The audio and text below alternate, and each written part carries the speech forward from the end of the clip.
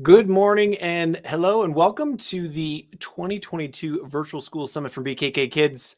You're hearing the voice of Stephen Laddick. I'm the director here at BKK Kids. I'm really excited to welcome everybody here today. We're going to get this thing started here in just a few seconds. Welcome everybody into the room. If you're watching live on Facebook or you're watching live on a YouTube channel, excited to have you here. Remember, this is a live interactive event. And so anytime that you put a question or a comment or an observation into the chat, we do see it. And so our guests are really hoping that you will be asking them questions about their schools, about their campuses, about their curriculum, about their teachers, about pretty much anything that you want to ask them about. We're going to be doing that. This is where you're at. Virtual School Summit. You can see me on the screen there. Mr. Stephen Laddick, I guess, is my name. It's weird to call yourself Mr., I think. But like I said, we're going to be starting here at 10 past the hour. We're going to start with our first school, which is Patana. But I want to give a few minutes here for everybody to come into the room and sort of just get the streaming up and running and get everything kind of ready to go. And get everybody in the room. So we have lots of people. I can already see a whole bunch of people coming in on Facebook and on YouTube here. So this is fantastic. We're going to have, I think it's, if I'm not wrong, 15 schools that we're going to be going over today. It's our British Education Day today. Tomorrow we're going to be doing a similar event with International Baccalaureate, American curriculum and other diplomas. But today we're focusing exclusively on British education. So you can see there on your screen right now the schools that we're going to be talking to, and should be a very interesting and information-packed day here. So again, as you're joining us, just remember that we are live. And so if you do have a question or you have an observation, or you want to ask anything, you want to chat, we brought these speakers together at least for the first hour and a half here or so. They're here to answer your questions. That they really would, they're making themselves available directly to you in order to do that. So I really encourage you to do that. You can even start putting your questions in the chat right now if you want. But you can do that for each of the individual schools that we have coming up here. Something that I want to mention. First of all, there you go. One of the things I want to mention is that we do have some very exciting things that we want to incentivize you to participate. We want to incentivize you to join us across all of the today, and hopefully all day tomorrow as well. And in order to do that, we have some really fun giveaways that I want to tell you about. First, we have an Amazon gift card. Actually, I think there's a couple of these Amazon gift cards, if I have talked with my colleagues correctly, for 50 pounds. And I was chided and corrected earlier. This is not $50. This is 50 British sterling. These are British sterling pounds. But we'll be giving away a couple of those.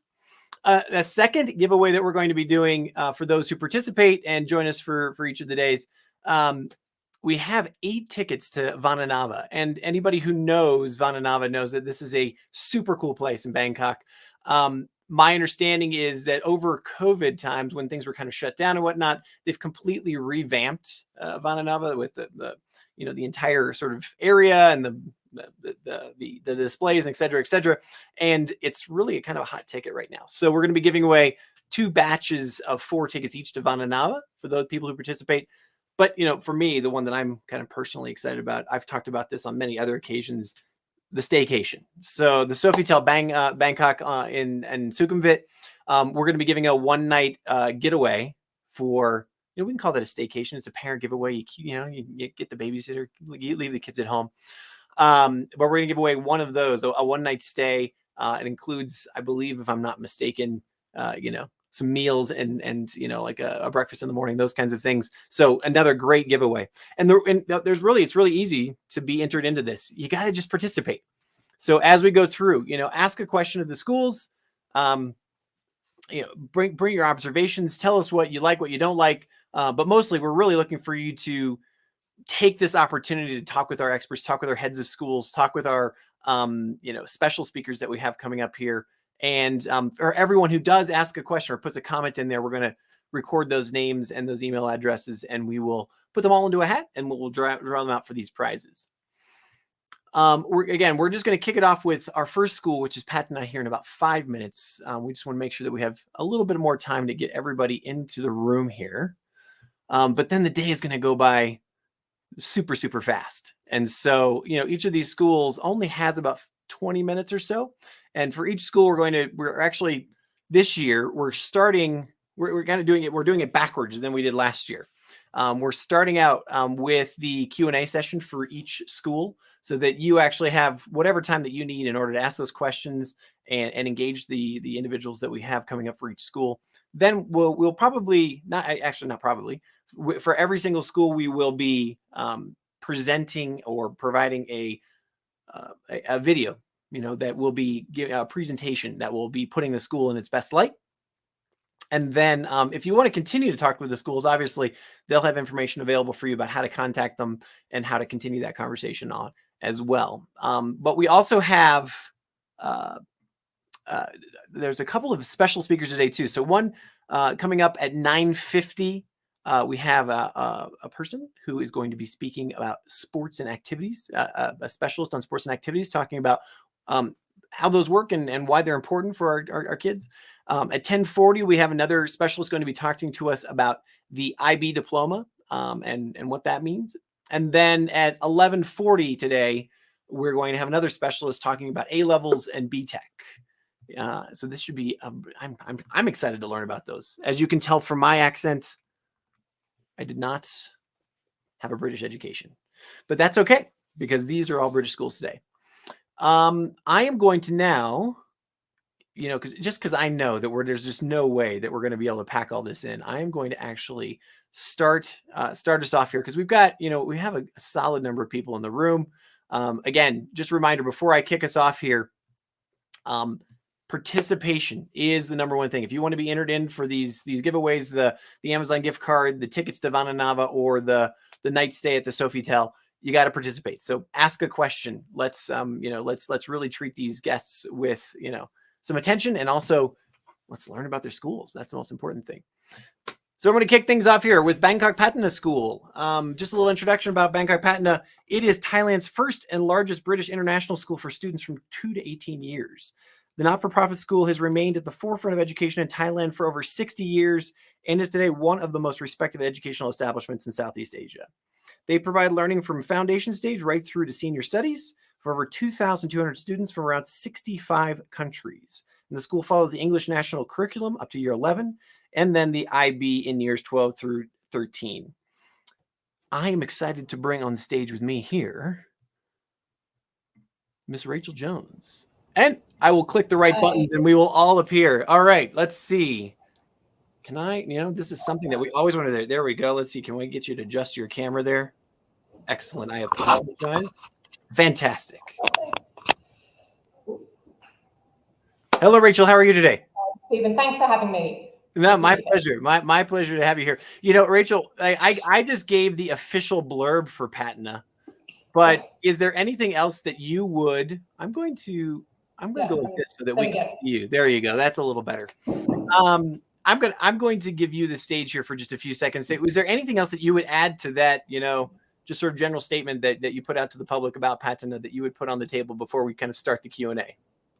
I think one thing I'd like to mention is that although we are the oldest British international school here in Bangkok, that doesn't mean that we're necessarily traditional in everything that we do. So we are incredibly innovative in both the curriculum design, the campus design, and the way that we approach learning. So I think, something, if parents are interested in finding out more, please do get in touch. Please do come and have a tour of the school and, find out a little bit more about how it works here at Patana. Fantastic. So, one of the questions that look at that. Scarlett Graham just comes right in there and just steals my thunder, but that's great. Do you offer A-levels? That's a great question. We actually offer the IB diploma program. Okay. So all of our students will take IGCSEs in year 11 and then move on to the IB for the final 2 years. For those of us who are perhaps don't even know the difference between IB and ICSG, could you just differentiate those a little bit, or does the IB program allow somebody to go back to the British system, or is it independent? So the IGCSE exams are the exams taken at the end of year 11 in the British system. We find they dovetail very, very nicely with our senior studies program. So it's preparing students for taking those external examinations, really having that really solid foundation before they move on to those final 2 years of school. Traditionally in the UK, that would have been A-levels, but more schools now are opting for the IB diploma. Fantastic. Do you have, I encourage everyone, I see you all in the room there. You're all there, so, if you do have a question for Ms. Jones, please throw it in the chat there. We do see them and we're happy to respond to it. Rachel, how, characterize where Patana sits within Bangkok in terms of its position in like just literally in its geography. Most of us are familiar with the traffic in Bangkok. Most of us are familiar with getting around. I happen to be a Sukhumvit person, up there. So how does that fit in, and how has Patana thought about getting kids to and from school and those kinds of things? Okay, thanks, Stephen. That's a really good question, and it's something that a lot of families ask us. We are on the southeast of Bangkok. We are on Sukhumvit, but Soi 105. And I think something to be aware of, as people who've lived in Bangkok for a little while will know, it's not necessarily the number of kilometers that determine the length of the journey, but the exact location. So for families who are living, near an expressway, actually getting to Patana can be, 20, 30 minutes. So most of our families do live along the Sukhumvit line, around sort of Ascot, Prompong, that sort of area. We also have families living in Satorn. And again, if families live near to the expressway, that journey can be as short as 20, 25 minutes in the morning. Okay, excellent. And is there a busing system that works as well, or is it? Yeah, so a lot of our children will use our school shuttle bus service. So that's a door-to-door service. We run that ourselves, so we can manage really the quality and the cost as well. So you have a maximum of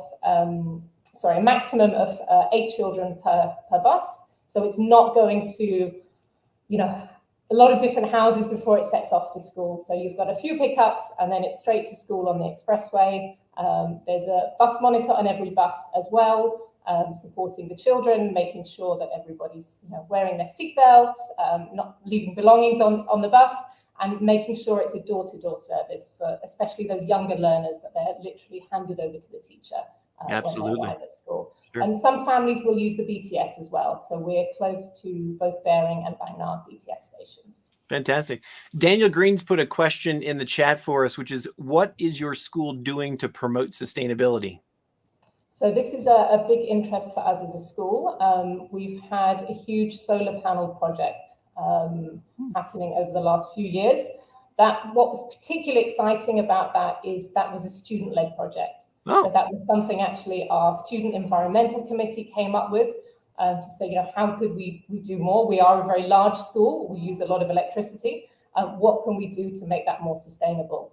So our students came, they did their research, they were supported by teachers, they came and presented to our board, and then we moved forward with a very, very expansive program. So we've actually got the maximum capability that we're permitted in terms of solar panels now. Wow. If you wouldn't mind, I'd love to go down that rabbit hole here just a little bit. Like, what portion of the student body, participated in that, and how does that work? Is there a specific class that's, focused on environmentalism, or is it an after-school activity, or is it, just a student-led group? They said, hey, look, we want to put something together and create an internal NGO, or how does that work?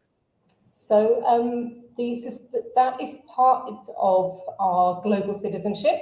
So that would be something that would be woven into the learning from a very, very young age for our children. And then we would have voluntary groups that students can join in both the primary and secondary schools, looking at different angles.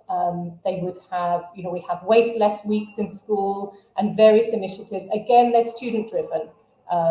It's a good opportunity for student learning, but it also, if the students are driving these initiatives, they're more likely to really be bought into by the whole student body. And then they can educate, parents and us as adults as well. Yeah, absolutely, 100%. that kind of takes me to, again, just want to remind everyone, if you're here, Miss Rachel Jones is here. She is the head of admissions at Patana. She'd be happy to answer your questions. One question that I always think about is, can you give me a balance between, I love how you position is like, look, this is the oldest school, but doesn't mean that we're old, right? So how do you answer questions from parents, or how do you position the school in terms of facilities versus the teachers themselves versus the sort of the curriculum? Like what's the balance there, and where do you place emphasis in Patana? So we're incredibly blessed in terms of our facilities and the opportunities available in school, but those facilities are only ever going to be as good as the teaching and learning that takes place within them.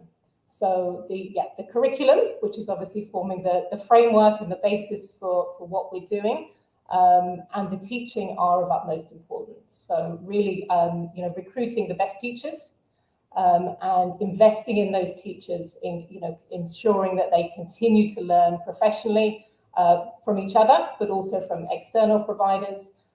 That is really key, so we can make the most of these wonderful facilities we have. Otherwise, they're just rooms if they're not really used to their full potential. Absolutely. I just want to remind everyone, you're now watching the BKK Kids Live 2022 Virtual School Summit. I'm here with Miss Rachel Jones. She's the head of admissions at Patana, which is our first school that we're featuring today on our day of British schools. Rachel, I want to kind of flip the script and put it on your table. What is maybe the top one or two questions that parents ask you when they come, and you're giving them the tour through the campus, or one of your staff is giving them the tour, or maybe, the top one or two questions that you have coming in via email, especially over, the last sort of 18, 24 months is, we're dealing with COVID and these kinds of things. Yeah. So I think parents of particularly younger children, which I imagine a lot of your audience will be here today, will question whether they should put their child into a larger school, from the outset, or whether it's better to start in a smaller, smaller school and then progress onwards. Now, obviously, that's very much an individual question, depending on what's right for that particular child and that particular family. But I'd say in general, something that if people haven't visited us, they might not know. We operate very much as sort of schools within schools. So in our primary school, we have dedicated building for our nursery. So our 2 to 3 year olds have their own little building, their own playground, their own specialist facilities. Then foundation stage 1 and 2, our 3 to 5 year olds, again, they have their own building. They have their own gymnastics gym, all of those specialist facilities. But they're operating within these smaller environments where children can really feel safe and secure and confident, yet they have the benefit of being part of a larger school. So they have access to specialist teachers, all of the sort of investment that goes into that, into the specialist facilities, and also the aspirational value of seeing older students who may come and interact with the younger kids sometimes, or they'll see them in assemblies. And there's that very, very powerful element of, wow, I want to do that one day. I want to kudos you on that particular one. Like everybody who's listened to me before, they know I've got 3 kids, and just today, actually, my eldest son performed in a band presentation, and my middle son was in the audience. It's sort of like, it was really cool to kind of hear them talk over the dinner table saying, hey, that was not only an interaction, but it was just a neat connection to have as well. Yeah. Daniel Green asks again, what facilities does Patana have that makes the school stand out? Now, you were just talking about special facilities and some of those other things, but maybe there's one or two things that you'd like to point out. I think on a more general level, I would say the spaciousness and the greenery of our campus is something that's really quite special. So the way that we are laid out, we have a lot of land, and we have those specialist facilities for each area. So we have a playground for each 2 year groups in the primary school. We have great sports facilities, but we also have dedicated spaces such as our outdoor classroom, where we've actually got a fully functioning little ecosystem in there that all of our students can, right here on campus, can go and experience being in the rainforest and doing the science and environmental studies. So I think that's something that's quite special, both in terms of those opportunities to access that, but also in terms of general well-being, that being around nature, having the fish and the turtles and the butterflies and the birds. I think when you're living in a busy city like Bangkok, that's really quite special.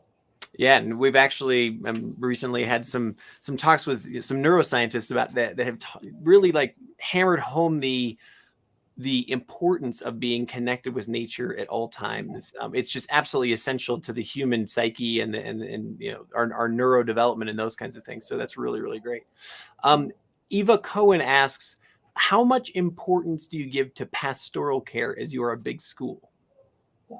So it's particularly important being a big school that we do have those systems and strategies in place to ensure that every child is nurtured in school. We have three sort of main values that drive everything we do at school, which are well-being, learning, and global citizenship. And well-being is very deliberately put first, because if our children don't feel happy and safe and secure at school for whatever reason, they're not going to learn effectively. They're not going to grow and develop as we would wish. So that well-being really is at the center of everything we do. In our primary school, each year group has a leader specifically focused on student welfare. So that's something that would have a big focus. And in our secondary school, where, as you know, in the British system, students will start to move to subject specialists for the different lessons. And to ensure that we have one teacher who's having that really in-depth overview of how a student is doing. So students will be in a tutor group, and they'll have a dedicated tutor, a support tutor, and a head of year who will move with them through the secondary school. So each year when they move up, that tutor and support tutor and head of year will move up with them. So although they will be interacting with a number of different teachers, they will have a really strong relationship, and parents will have a strong relationship with these individuals who can really have that overall, holistic concern for the student to make sure that they're doing well, they're happy, and they're growing. We obviously have specialists as well, so we have social and emotional counsellors who are available if students are struggling with anything, and that's a really important resource here. I want to offer up anybody who has a final question here. We're going to, like I said, time just goes by so quickly in these blurbs that we have for each school. But we have time for about one more question. I'd like to tee it up myself. You said that global citizenry is one of your key values that you look at there. Tell us about the intercultural and the international makeup of Patana. How many different nationalities do you have represented, and how does that play out in the campus?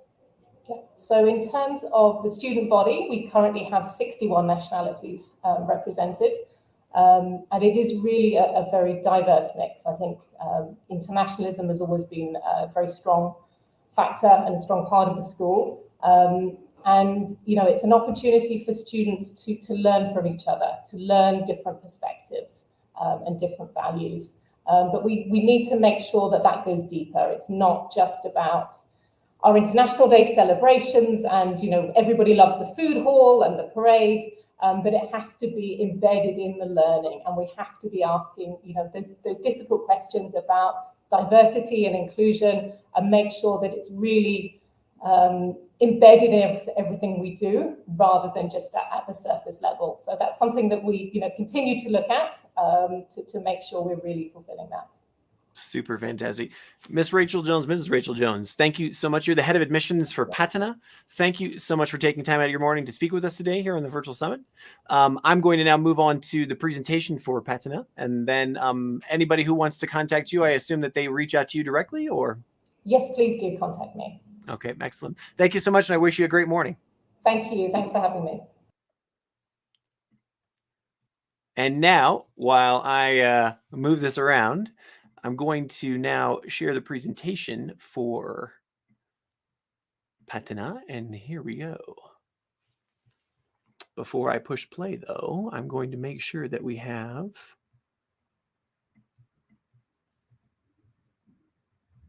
Shazam. Hello and a very warm welcome to Bangkok Patana School, Thailand's original British international school. We are a large, friendly and truly international community with over 16 nationalities. Bangkok Patana offers students a unique breadth of opportunity both within and outside the classroom to ensure that each and every one of our learners reaches their full potential. Our primary students from nursery to year 6 follow a progressive British-based curriculum, which is adapted to engage, challenge and excite them, whether they are learning atomic theory or exploring in our outdoor classroom. In secondary, students follow the British curriculum until year 11, when they take IGCSE exams and then move on to study the IB diploma programme.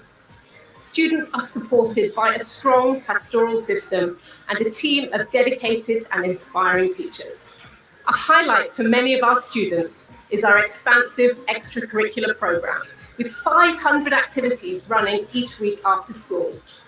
These provide critical opportunities for students to follow their passions, establish friendships and learn new skills. Our school values of well-being, learning and global citizenship are at the heart of all we do. Our 50-acre campus is located in southeast Bangkok and is easily accessible by BTS or our school shuttle service. As our school buses are usually moving against the traffic, the journey to school from popular residential locations such as Ascot and Krompong take only around half an hour. We have a wonderful community here at Bangkok Patana. Do contact us if you would like to find out more.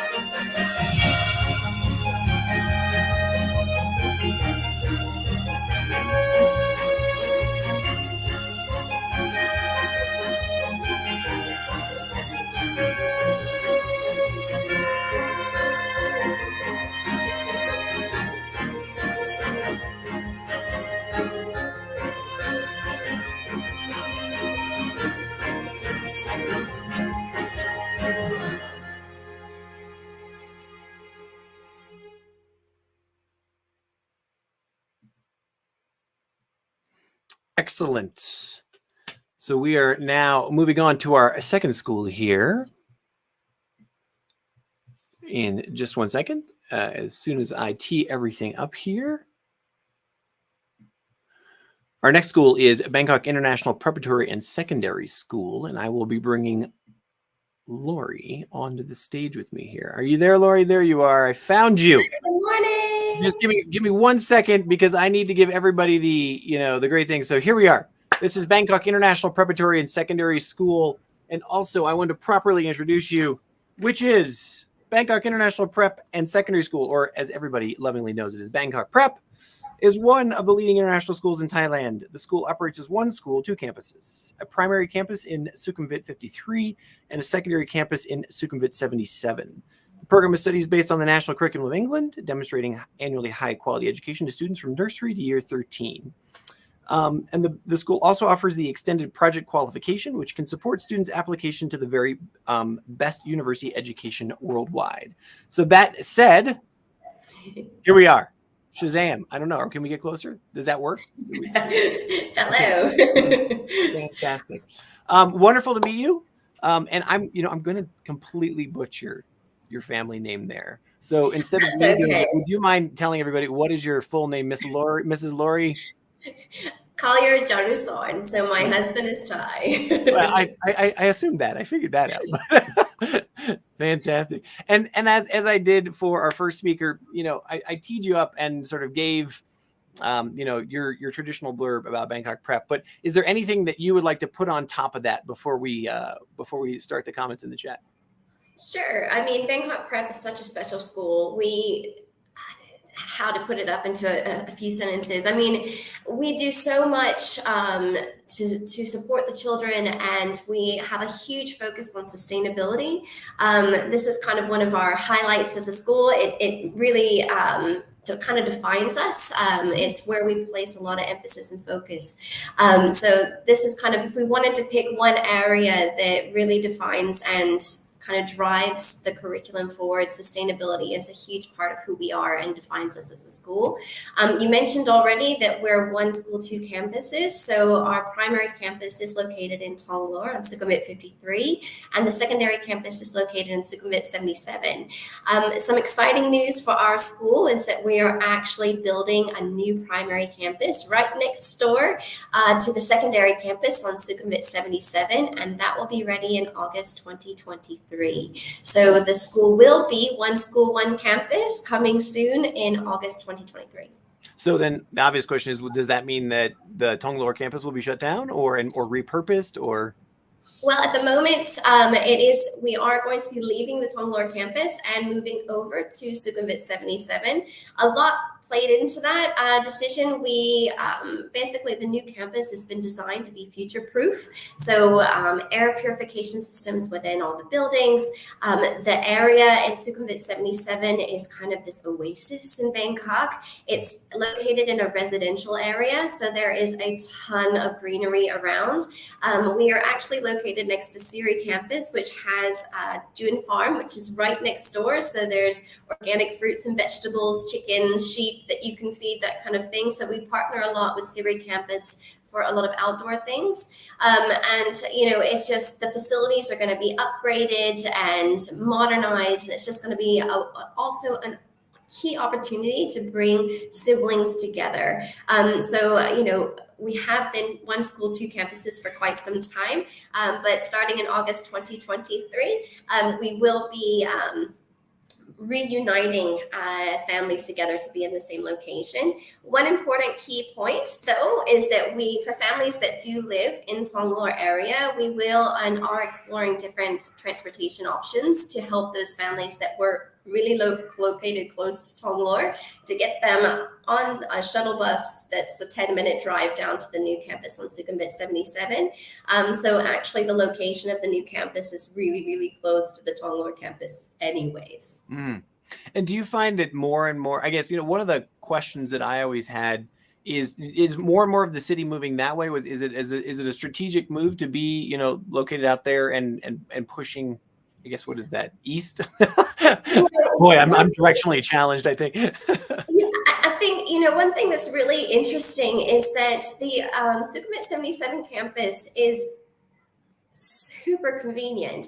We're located near to the Onod BTS, which is a 5-minute shuttle provided by the school every morning, but we're also located directly next to the expressway. And what that means is that families that are living in areas that you don't think of necessarily being too close are actually not that far away. One thing that was actually kind of surprising when we started looking to see where are families living, we actually had quite a few families, a significant portion of the families living in Saturn. And if you got on the expressway, it's not that long to get to the school.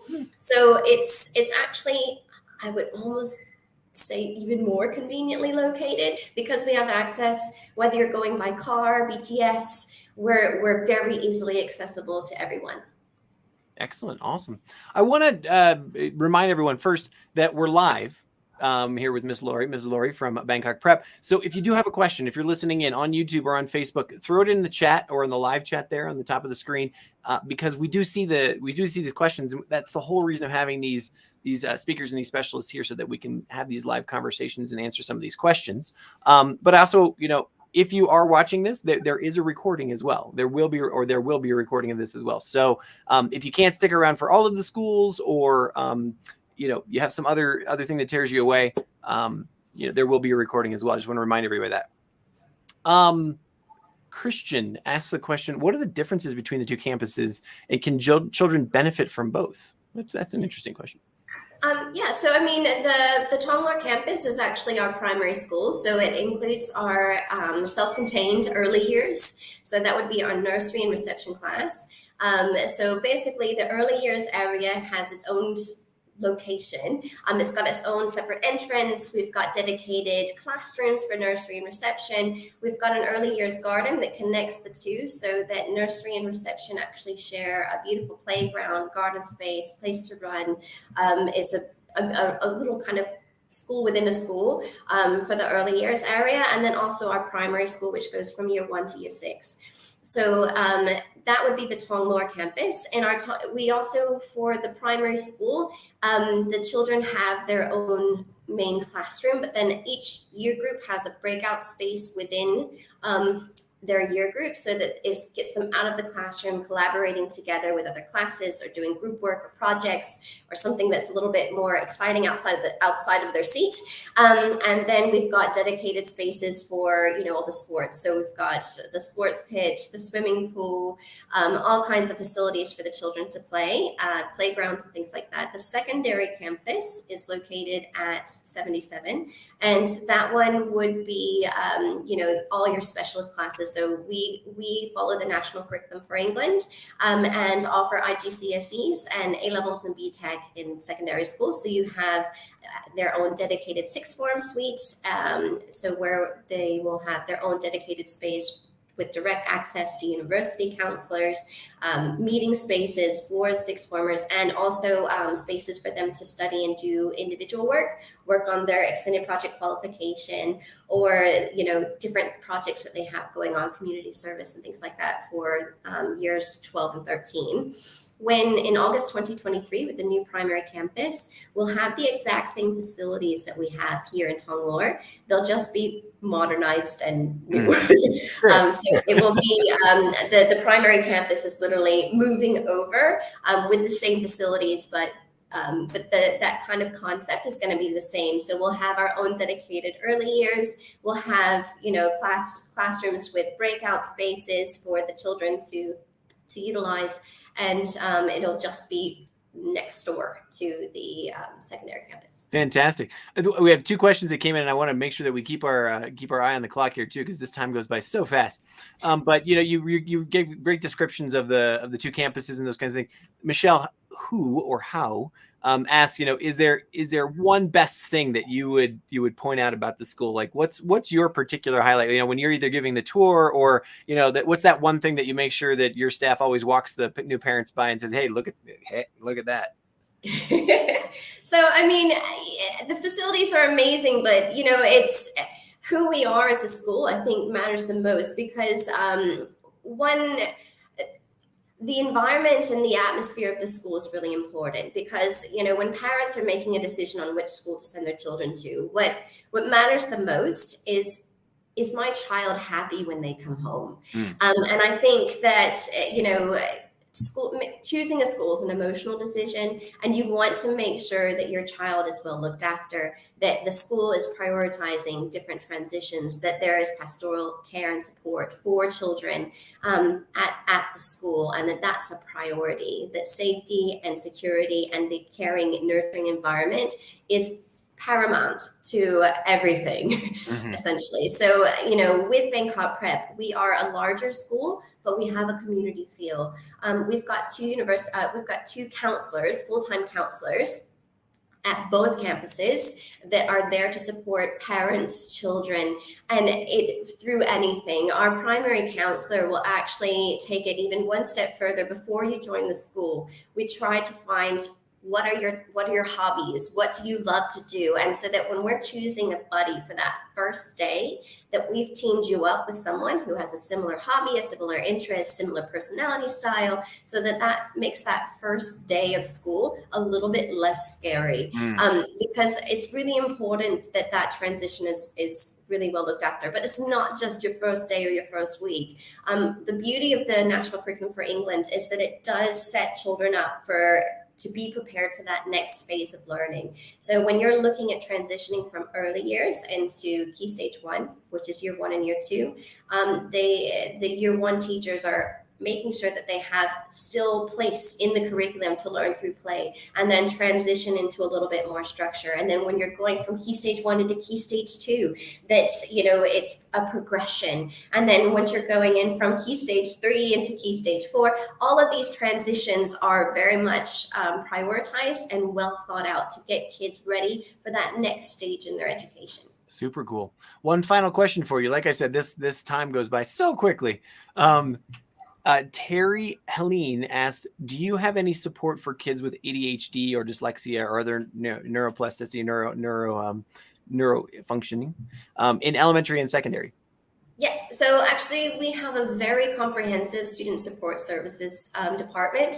So we have dedicated learning support teams across both campuses. We also offer EAL and those school counselors. So it's very much a team effort to make sure that kids are supported.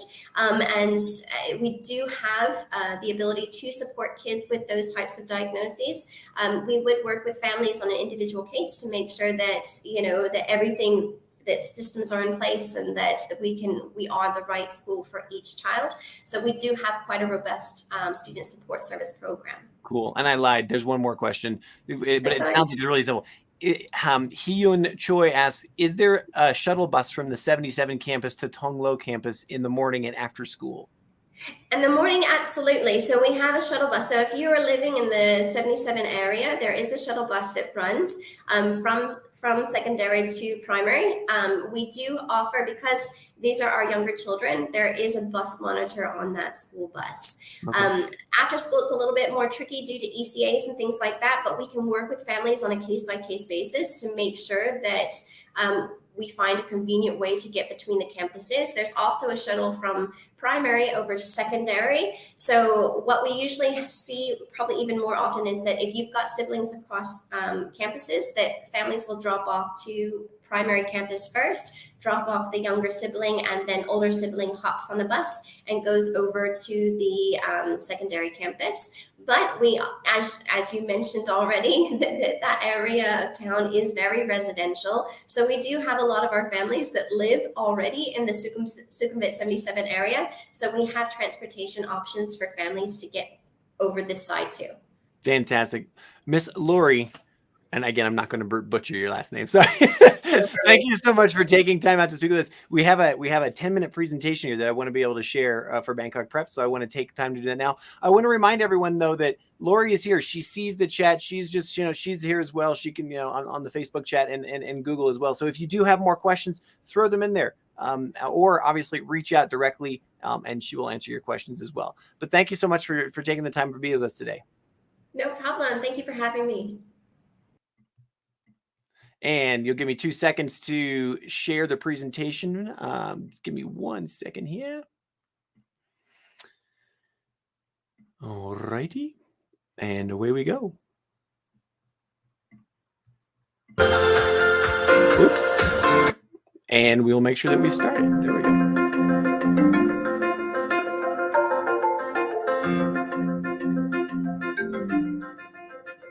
Bangkok Prep's vision statement is to be an outstanding learning community which is internationally minded and inspiring all members to achieve their potential.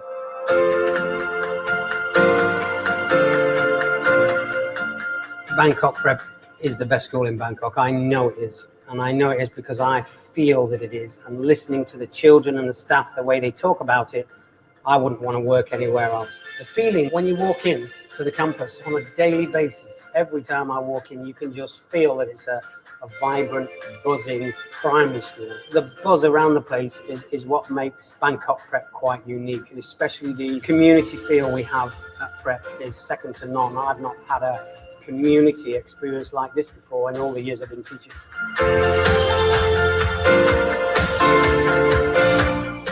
So as a school, we recognise that developing the child as a whole beyond the national curriculum is vital to a child's education. Each week we have 136 ECAs available for our children to access. We're also very lucky to have a forest campus where the children can experience the Forest Schools curriculum and learn beyond the four walls of the classroom.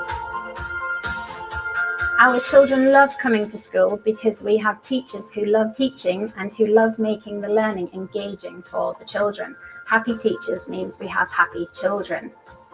The thing that makes us an outstanding learner community is our commitment to developing all members of our community. And we do this through our curriculum, training sessions, staff and workshop for parents, making sure that everyone who's part of the Bangkok Prep community develops and grows with us.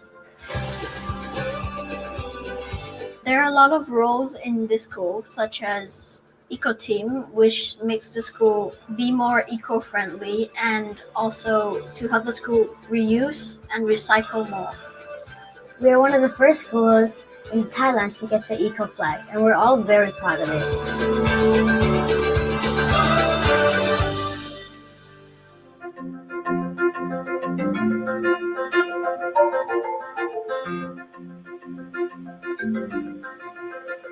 Bangkok Prep's vision statement is to be an outstanding learning community which is internationally minded and inspiring all members to achieve their potential. We are an independent school, and every year our results and the quality of education we offer gets better and better. I see my job at the secondary school making sure that every single person here has the ability and the potential to achieve their own potential. But it also means working with our talented teachers from all around the world to make sure that they are able to bring their talents and to use those to guide the students through their pathway from secondary all the way up to university application. The other thing that we also absolutely focus on is ensuring that whatever your potential might be, sports, creative arts, academically, leadership, service-based, that you have the chance to reach that potential. So while our curriculum has all the rigour of the national curriculum for England, we also adapt it for the context we're in so that it serves the needs of our community. For us, it's about putting young people out into the world who are going to do things to change the world for the better. So to us, what students learn on a human level is just as important as how they do in their exams. We've got a huge range of subjects. When we plan the curriculum, the key word for us is pathway. It's about putting students on the right pathway for them. The quality of our teaching staff, they're incredibly committed and incredibly hardworking, and they really do every day go the extra mile to make sure that our students have the best possible opportunities. It's really uplifting as a member of staff to see yourself every day working with really dedicated colleagues.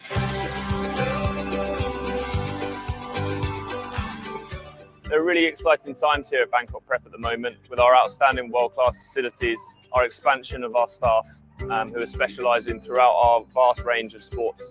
We're very lucky to have strength and conditioning coaches and a wraparound care that ensure that all our athletes reach their potential. And even with two very big campuses, I would say that the Bangkok Prep community is very close. I'll be able to work with people in different culture, people in varieties of age group. What is really unique about Bangkok Prep is the sense of ambitions across all community members, from students, staff, and even our supportive parents. And I think that Bangkok Prep has provided me with the correct guidelines of where I want to do in my future. Because their unconditional support and love for their students is truly unique at Bangkok Prep to make sure everyone excels and propels into the future.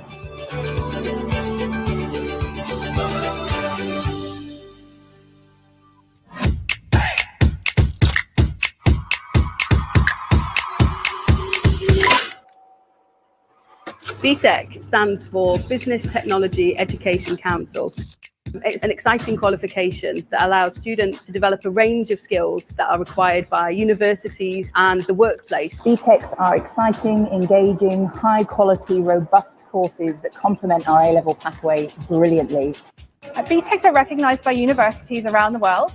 Particularly in the UK, BTECs can be used as a pathway towards university. BTEC is more based towards coursework, so it allows you to practice like real-life situations. BTEC students are students that enjoy learning practical knowledge and skills and are particularly interested in a subject area, that enjoy learning about real-world examples. BTEC courses are designed with employment in mind, so they would focus on practical skills, they would focus on coming out in front of the class and presenting, going out into the real world, negotiating, even report writing skills and independent research tasks that they have to do. So for sport, for example, we can use our gymnasium, we can use our swimming pool, we can use our field, and we can dictate our course to our student needs. I think sports in general in Bangkok Prep, the facilities are world class. We have high-level coaches. For BTEC, there's high-level teachers who came all the way from UK just to teach BTEC subjects here. Well, local research from KMITL suggests that students studying BTECs in Thailand actually have a professional advantage because it gives them an edge when they're entering the world of work. And really all of this is great preparation for that transition from education to the workplace. So basically, if you want to learn real-life skills, you should really take BTEC because it teaches you many things and prepare you for university for the future.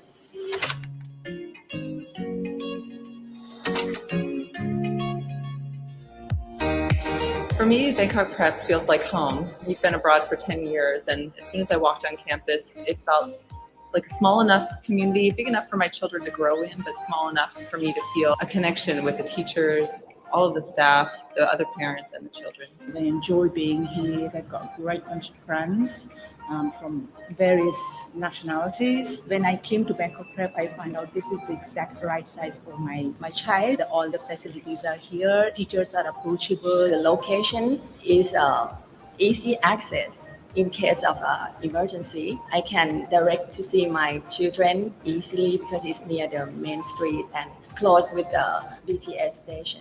The moment I entered Bangkok Prep, I felt this was home. Kind of a not small, but a middle-sized school, but the quality was improving every year. When we came here to look at the school, I saw happy staff, I saw happy admins, I saw happy children. I just walked around the campus and I saw creative thinking. I saw using the outside environment. The teacher, parents, and the children are working together here. That's a really unique feature. My son, who has been here for the last 8 years, still finds it to be his place, his community, and he feels comfortable, safe, secure. I am so grateful that one of the things that happens here at Bangkok Prep is right down from head of school to head of primary to your teacher. They always emphasize, if your child is struggling with something, let us know. We'll work with them one-on-one. I'm looking for the school that really understands the children. The school that is perfect for my daughter is the school who really care and looking for the talent in my daughter. The sports and other activities are also so important. Fortunately, the sports and swimming very good here, and my son loves sports after joining here. I see a lot of change for my children. They enjoy to come to school every day. And they've all grown in their confidence. They're thriving here. They love their teachers. They love their friends. They're just really happy. They come in every day. There's never an issue about going into school. They came here, they walked in, and the moment they walked in the school, they went, "This is the one for us, Mum." So it was an easy choice.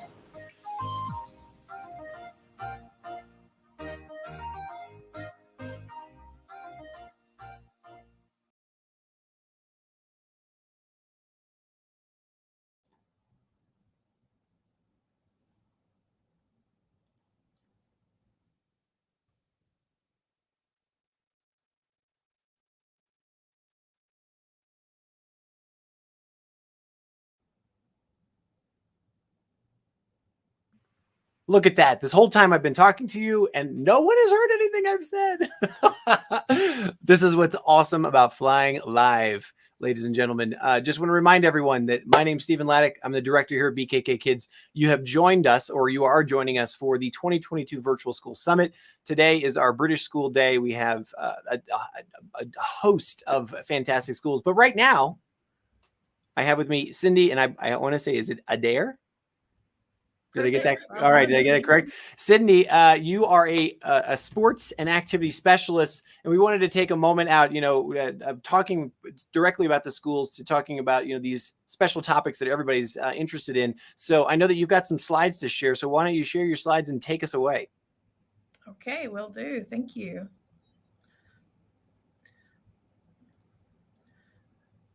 Okay, we're almost there. Thank you for bearing with me. Is that coming through okay? Yep, there you go. Wonderful. Okay, thank you so much for having me. I'm just going to share today a little bit about extracurricular activities and sport, obviously through the lens of the school that I'm from, Bangkok Patana School. But really, when you're making a choice about a school for your child, this is something to really check out and dig a little deeper into, because it really can enhance their academic experience at the school that you ultimately choose. So why participate in ECAs? That's the little acronym I'm going to use today for extracurricular activities. These are all the different things that our students tell us. They're a great way to make friends and make those connections and socialize. They are a great place to learn new skills. They do enhance college applications. Colleges are no longer looking for students who are one-dimensional and only academic. They're looking for students who are involved in their community, who have other interests, and who are really immersed in their education. It's a great way for your child to discover their passions. Not every child will find their passion in the classroom immediately, so this helps them to dig a little deeper into some of the other bits and pieces that will enhance the curriculum further. Really important one, it helps them stay fit and healthy. So that's the sports and activities that are a little bit more physical in nature. We know at the moment we've gone through a really difficult time with the global pandemic, and mental health is coming into a spotlight. Children need to move, they need to socialize, and extracurricular activities can be a great vehicle to make sure that there's some time in every child's day where they can really focus in on that. They help new students settle. When we have new admissions to our school, one of the things we do advise is that they choose a few extracurricular activities their child enjoys, because that will help them to connect with different teachers, students from different year groups, and will help to broaden their circle really quite quickly when they first join the community. The ones you'll notice that are in bold are the ones that the children tell us the most, and that's to have fun and make friends. Every child wants to have some dedicated time where they can be with friends and really enjoy themselves, because when we have fun, then the learning comes naturally and easily. A little bit about the activities program at Bangkok Patana, and I'm sure I've already heard from Bangkok Prep, their great presentation just then. They are the same, and many of our schools featured today, I'm sure, will be similar. At Bangkok Patana, we have a whopping 500 activities offered each week, and we're really proud of the next statistic, and that's that 94% of our students do 3 or more ECAs a week. These are offered before school, at lunchtimes, and after school, and even on Saturday mornings. So lots of different time things to suit different families. Our ECA programs are ranged into 4 blocks of approximately 8 weeks long, and the thinking around that is that that gives children a long enough period to really explore something, but not so long that they're locked in for the whole year, and then they may not be free to dabble and really develop their interests broadly. We do administer our program via a bespoke software system, and one of the things that's really great is it links in with our transport and billing so that students can get home safely after their ECAs. And a really big feature is that it's preferences based, not first in, first served. So it's very fair and transparent, and ensures that parents can navigate it with ease and get their children signed up for a range of activities each week. A great activities program, if you're looking at a school, is very broad-based, because not every child is going to want to be in a sports team. Not every child's going to want to be in an orchestra. So this is how we organize our activities at Bangkok Patana. We have them aligned with our key values as a school, so well-being, learning, and global citizenship. And you can see there from the slide the different activities that then fall within the different categories. What are our most popular ECAs? Well, The sports obviously feature highly because it's a great chance to, break outside and get involved in teams with friends. So football, swimming, tennis, gymnastics, and dance feature really highly in our program. We actually have full-time year-round academies with professional staff employed by the school to run those activities. Other ones which are really trending at the moment is surf skating. Chess is always very popular. Cooking and baking, taekwondo, and golf are really popular.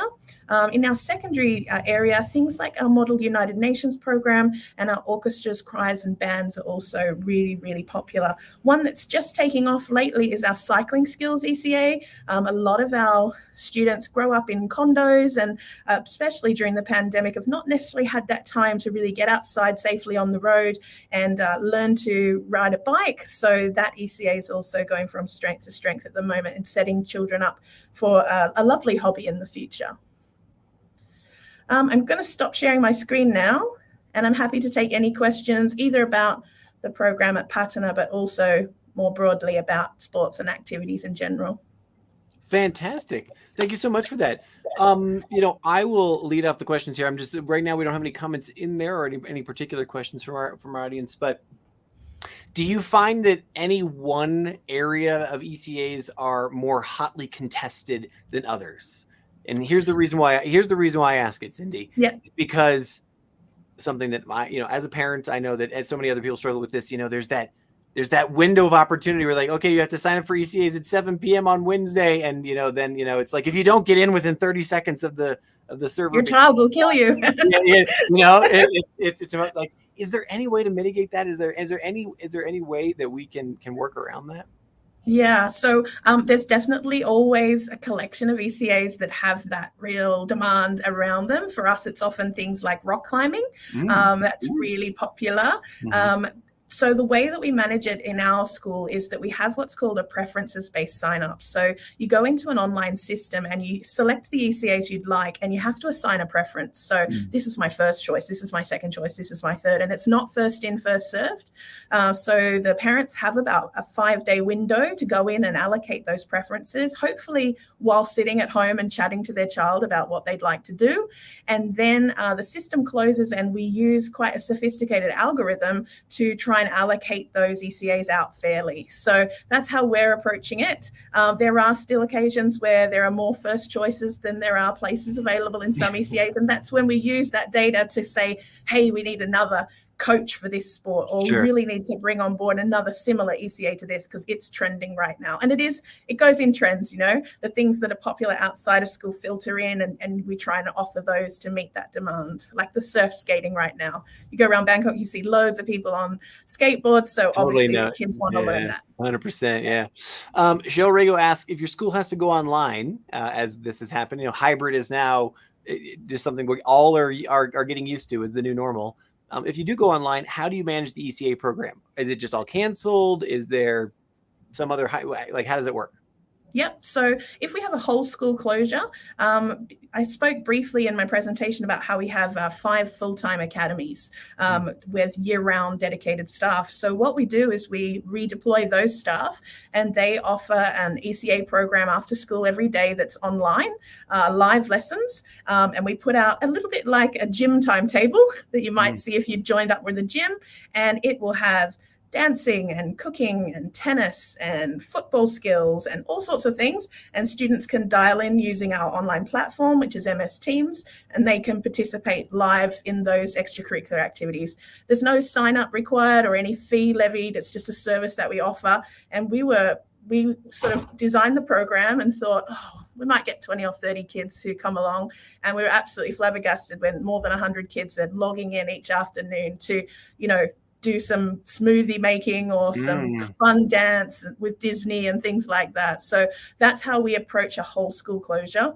If we have students that are isolated and out for short periods while the rest of the school is still open, then we have a range of online activities that they can access with lots of different ideas and sort of pre-recorded activities that they can tap into as well. Thanks. And it's amazing how quickly this time goes by. Right. So I have one more question for you here before we move on to our next school, which is Brighton. And I'm going to just absolutely destroy this name, but I apologize. Oluwatapo Oki Sanusi is asking, what ECAs do you have at lunch breaks, considering the time that the children are participating at time in Patana? Are there ECAs during lunch breaks? So we do have a collection of ECAs at lunch breaks. They tend to be our community action teams, which is a subset of ECAs, which are student-led clubs around doing community work. So it's a perfect time for them to grab a quick bite for lunch or bring it along and then sit and meet as students and plan their initiatives. So that's things like our Smile Club, who raise funds to do cleft palate repair on students here in Thailand, things like Amnesty International, our Student Environmental Committee. So that time slot is commonly used by groups like that, who maybe are in sports teams or in the orchestra and things after school. It gives a different time slot for them to meet as community action teams and plan their next initiative. Super cool. Mrs. Cindy Adair, who you are the assistant principal of sports and activities at Patana, thank you so much for taking the time to talk with us about ECAs today. There are 2 questions that are in the chat here on Facebook and YouTube. If you wouldn't mind answering those in the chat, I would really, really appreciate it. And also to remind everybody, not only are we recording this so that you can catch it up later, but also if you have additional questions as well, throw them in the chat there. Cindy's here, the other schools are here, and the schools that are coming up are also paying attention as well. So please address your questions and we'll make sure they get answered. Thank you so much. Thanks for having me. Bye, guys. All right, folks, we're moving on now. The next school that we have is Brighton College, Bangkok. I'm just going to read you about Brighton. Brighton College opened in September 2016 as is the sister school to Brighton College UK, England's School of the Decade, as chosen by the Sunday Times. They offer academic excellence with a unique culture of curiosity, confidence, and kindness. Their iconic 20-acre campus, I guess that's 50 rise, all right, is located in Krantap Kritha, east of Bangkok. They're easily accessible by major highways, approximately 30 minutes drive from downtown Bangkok and 15 minutes from the Suvarnabhumi Airport. And I'm going to be bringing on the stage here the head of school, Mr. Mike Walton. One momento, please. Are you there, Mike? I'm here. Fantastic. I am just trying to figure out why we're not seeing each other.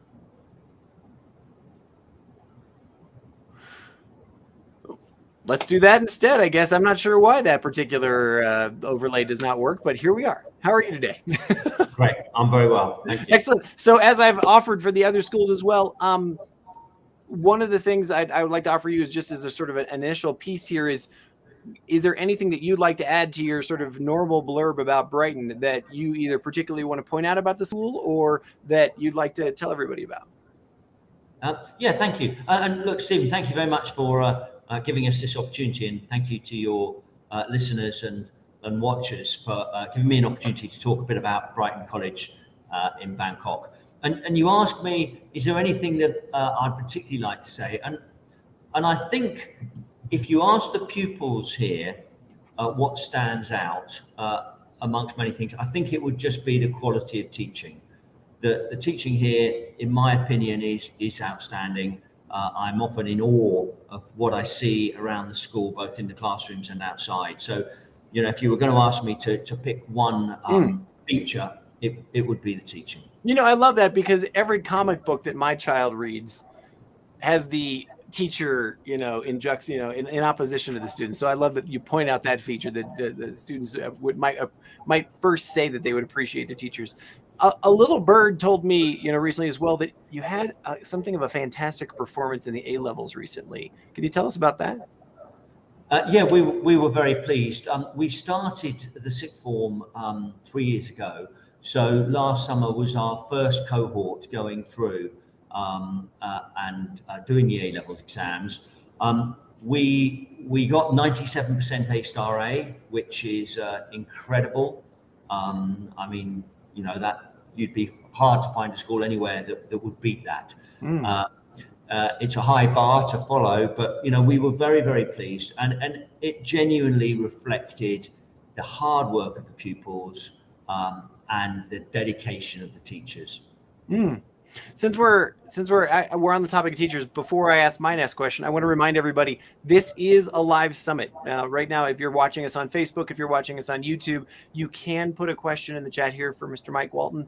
He is the head of school here at Brighton, and he would be happy to answer your questions. So throw a question in the chat there, and we'll get it answered. Interesting question, since we're kind of on the topic of, you said your first tranche or your cohort of A-levels went through. And you also mentioned that many of the students might actually point out teachers as their prime, as one of the key features of the school. How do you train your faculty to keep up with changes in education, especially, this crazy thing we all know about online education, hybrid, the modern teaching practices, and just, subject matter expertise? Like talk us about teachers upskilling and right skilling. Yeah, I think whatever school you're in, your teachers will always be wanting to get better at what they do. It's a feature of teaching. People, however good they are, they always want to be better, to do more things, to help pupils in new ways. So you ask at Brighton how we do that. Well, we have a commitment, as all schools will do, to what we call CPD, Continuing Professional Development. We have many ways of delivering that. But I mean, it's more about an attitude in the staff room. And I was bowled over when I arrived here at the hunger of the teachers here to always be improving, always getting better. This morning at 7 o'clock, we were all in doing early morning training. This morning just happened to be the one I was in was all about how we feed back information on to children when they do tests. We're always trying to think, even the small things, how do we do it better to be more effective? And we have this, every week, before school, after school. We will meet different colleagues will lead, they will share their insights, share their research, share their discoveries, and in that way we all learn from each other. And obviously there are other more formal ways of developing CPD. A couple of months ago in December, we hosted a big conference, a Love of Learning conference. We had about 1,800 teachers and educationalists from around the region, particularly in Asia, and we were able to, host an event where we could all enjoy learning together, not just in the school but beyond the school as well. And I think it's an attitude. It's that feeling of there's lots to learn. We are learners ourselves. We're always trying to learn to do things better. Fantastic. Thank you so much for that. I want to remind everyone that, we do have some fantastic giveaways here. We've got some Amazon gift cards. We've got those 8 tickets to Vananava, and we do have, a one-night getaway to the Sofitel in Sukhumvit. For anyone who asks a question in the chat, just like Scarlett Graham just did here, Mike, she asks you, what other learning pathways do you offer in secondary at Brighton? Well, the key curriculum pathways, we're an English national curriculum school. So in year 10, we do GCSEs or IGCSEs, as many of the other schools featured today will do. And then at 16 plus, we follow the A-level program. Again, the two post-16 programs your listeners are likely to hear most about today are the IB diploma and the A-level program. We deliver the A-level program. Okay, excellent, fantastic. Sorry, I'm just looking at my list of questions here as well. One of the questions that was really important to the audience right now that was asked to a couple of the other schools as well was about pastoral care. Can you talk to us about the pastoral care at your school? Yeah, we believe we have very strong pastoral care. Often it's every child has a form tutor who is probably the key point of call for parents and looking after the child's welfare in a pastoral sense. Then we have heads of houses, and they also have a major pastoral role. We have 4 houses, so you have that what we call a vertical system, where you have people looking after people across the age range. And then, of course, we have senior members of staff who also have pastoral responsibility. But in a way, listing the pastoral staff is not the answer to your question, because it's everybody's responsibility to look after the welfare of children. And as one of the earlier speakers said, a happy child, it's all about having happy children. Happy children learn better when they're comfortable.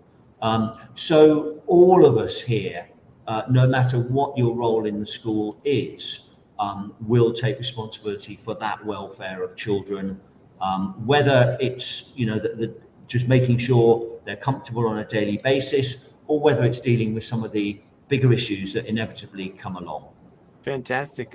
One more question for you before we go into your formal presentation that we have teed up here. It comes from Chen Chanuk Loviranen, which I know that I've completely destroyed their name.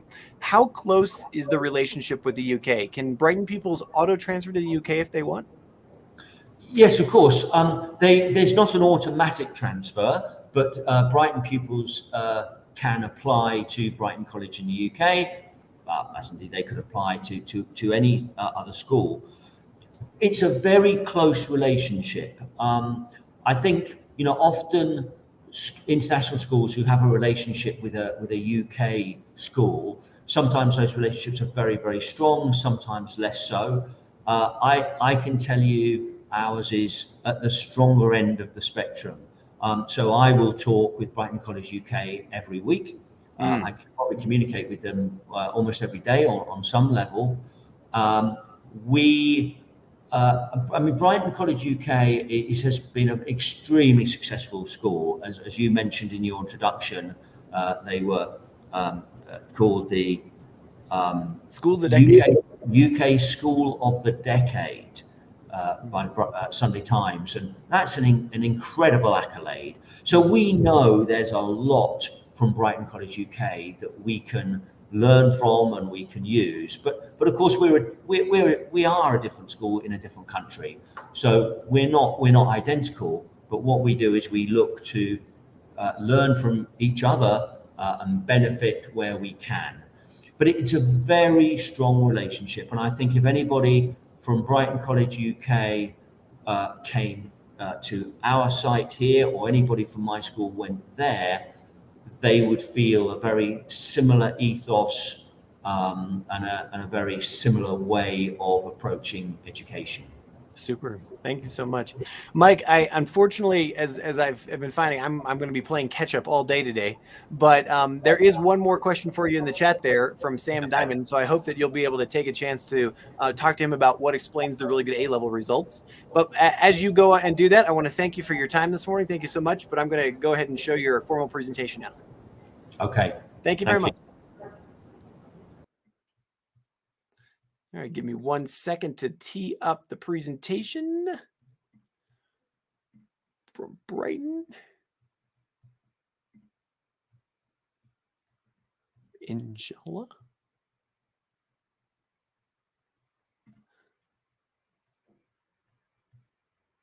Flying without a net. Here we go.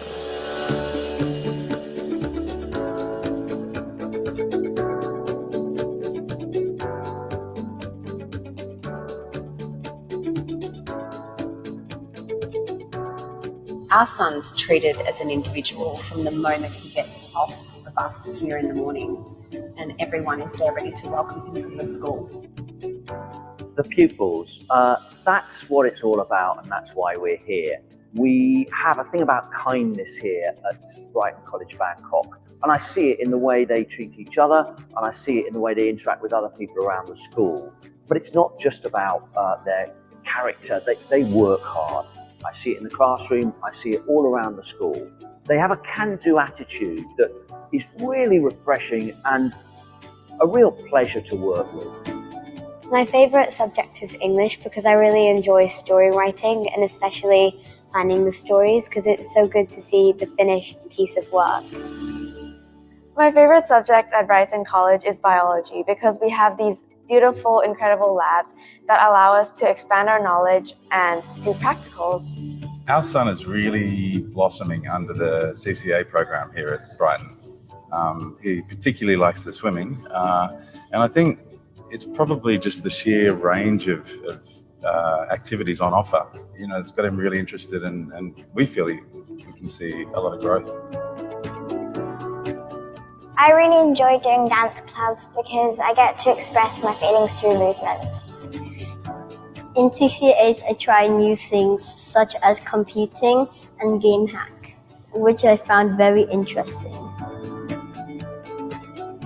I really like the house systems here because as an older pupil of the school, the house system allows us to obviously shine as a student and gives us leadership roles, which allows us to connect with younger pupils and help guide them throughout their school life.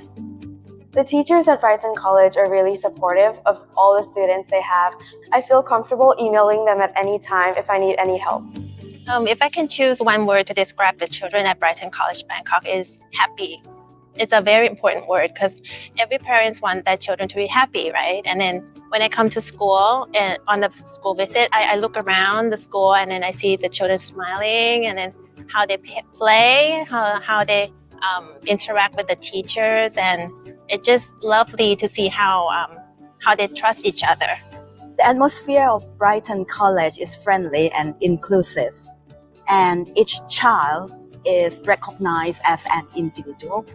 Friend of Brighton is not just our group, it's everybody in our school. We are all friends of Brighton. Yeah, we are together.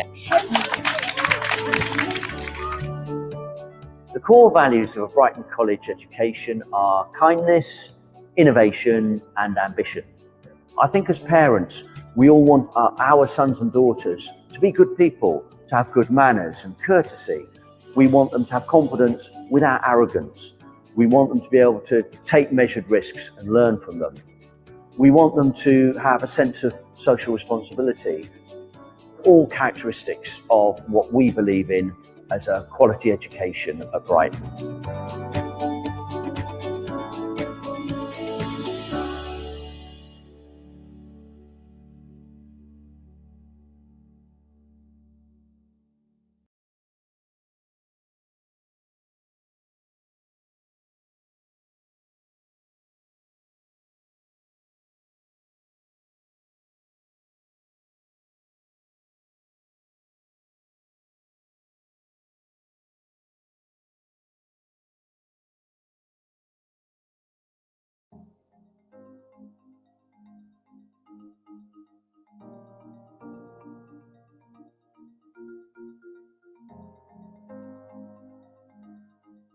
My wife and I were looking for an environment that would give our child the most well-rounded education and development, something that would develop her academically, but also show her development as a person, character, and also extracurricular activities. And we felt that international schools, and Brighton in particular, offered that to a very high extent.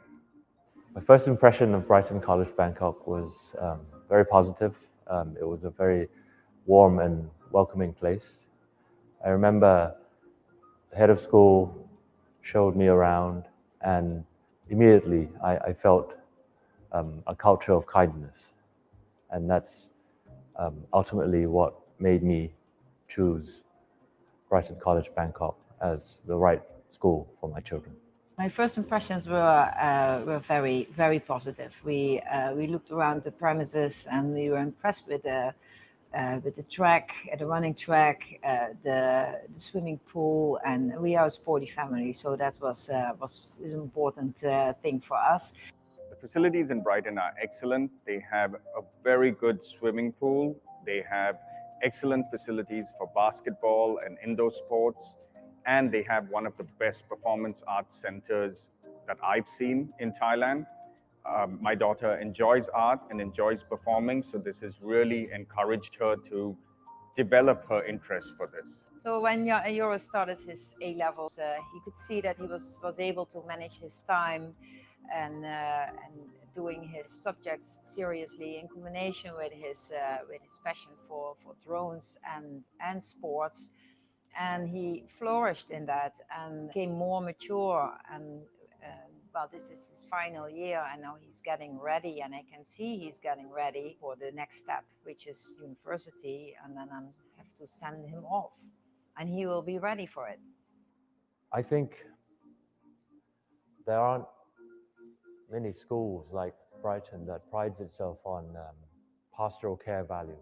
A school that prides itself, or that has as its central tenet the importance of pastoral care, is school of the future, be all and end all for me in terms of how I look at the right school for my children. If the school has this culture of kindness at its heart, then that's the most important thing for me as a parent.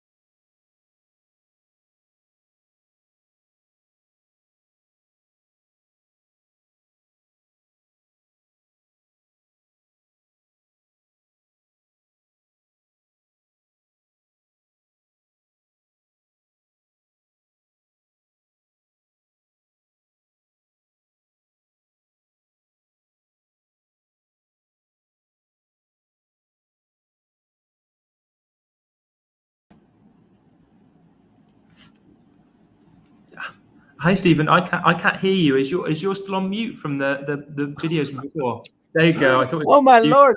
You know what? I just went through this entire promotion and I just read everything. I'm going to back up for a second. If you will give me the if you'll give me the thing here, that that is so embarrassing. I forgot to unmute myself. So one moment, please. Flying live without a wire here. So to start with, I want to remind everybody that for Brighton College, they have they've offered a special promotion here for everybody who's joining us for the virtual summit. And that promotion is that they have an application fee waiver. So it's worth 5,000 baht, and they have 2 free visits to join their Bright Start parent and toddler group as well. So for anybody who is taking advantage of, joining us here in the summit today, you can also take advantage of this special offer from Brighton. And now I'm going to reintroduce King's College because silly me, I was on mute. So one moment. I should watch my notifications coming up. People were probably texting me going, "You're on mute." But here you go. The first King's College School, Wimbledon International School in Southeast Asia, is located in the heart of Bangkok. It's 5 kilometers from Saturn and 7 kilometers from Sukhumvit, and it offers a British curriculum with GCSEs and A-levels for children aged 2 to 18 while emphasizing good manners, kindness, and wisdom. I will try to have all of those good manners, kindness, and wisdom as we start this conversation. It's very nice to meet you, Mr. Banyard. How are you today? Hi, Stephen. It's lovely to meet you. It's a really interesting way. I thought it was just the solid frame with no voice, nothing. Very dramatic way to start. I quite like that. Dude, I wanted to give you gravitas. I wanted to give you emphasis. That was my intent. As I've offered to the other schools, I've given the usual blurb that many people probably have read about King's College. But in your own words, would you mind giving us a little bit more about King's College and what makes it special? Yeah, so I'm obviously the headmaster of King's Bangkok, and I've had the pleasure of working at King's Wimbledon. I also started their first school in China, their first international school in Hangzhou. So I really understand King's, and I think that our campus is special even within that group because we just have this lovely atmosphere within the school.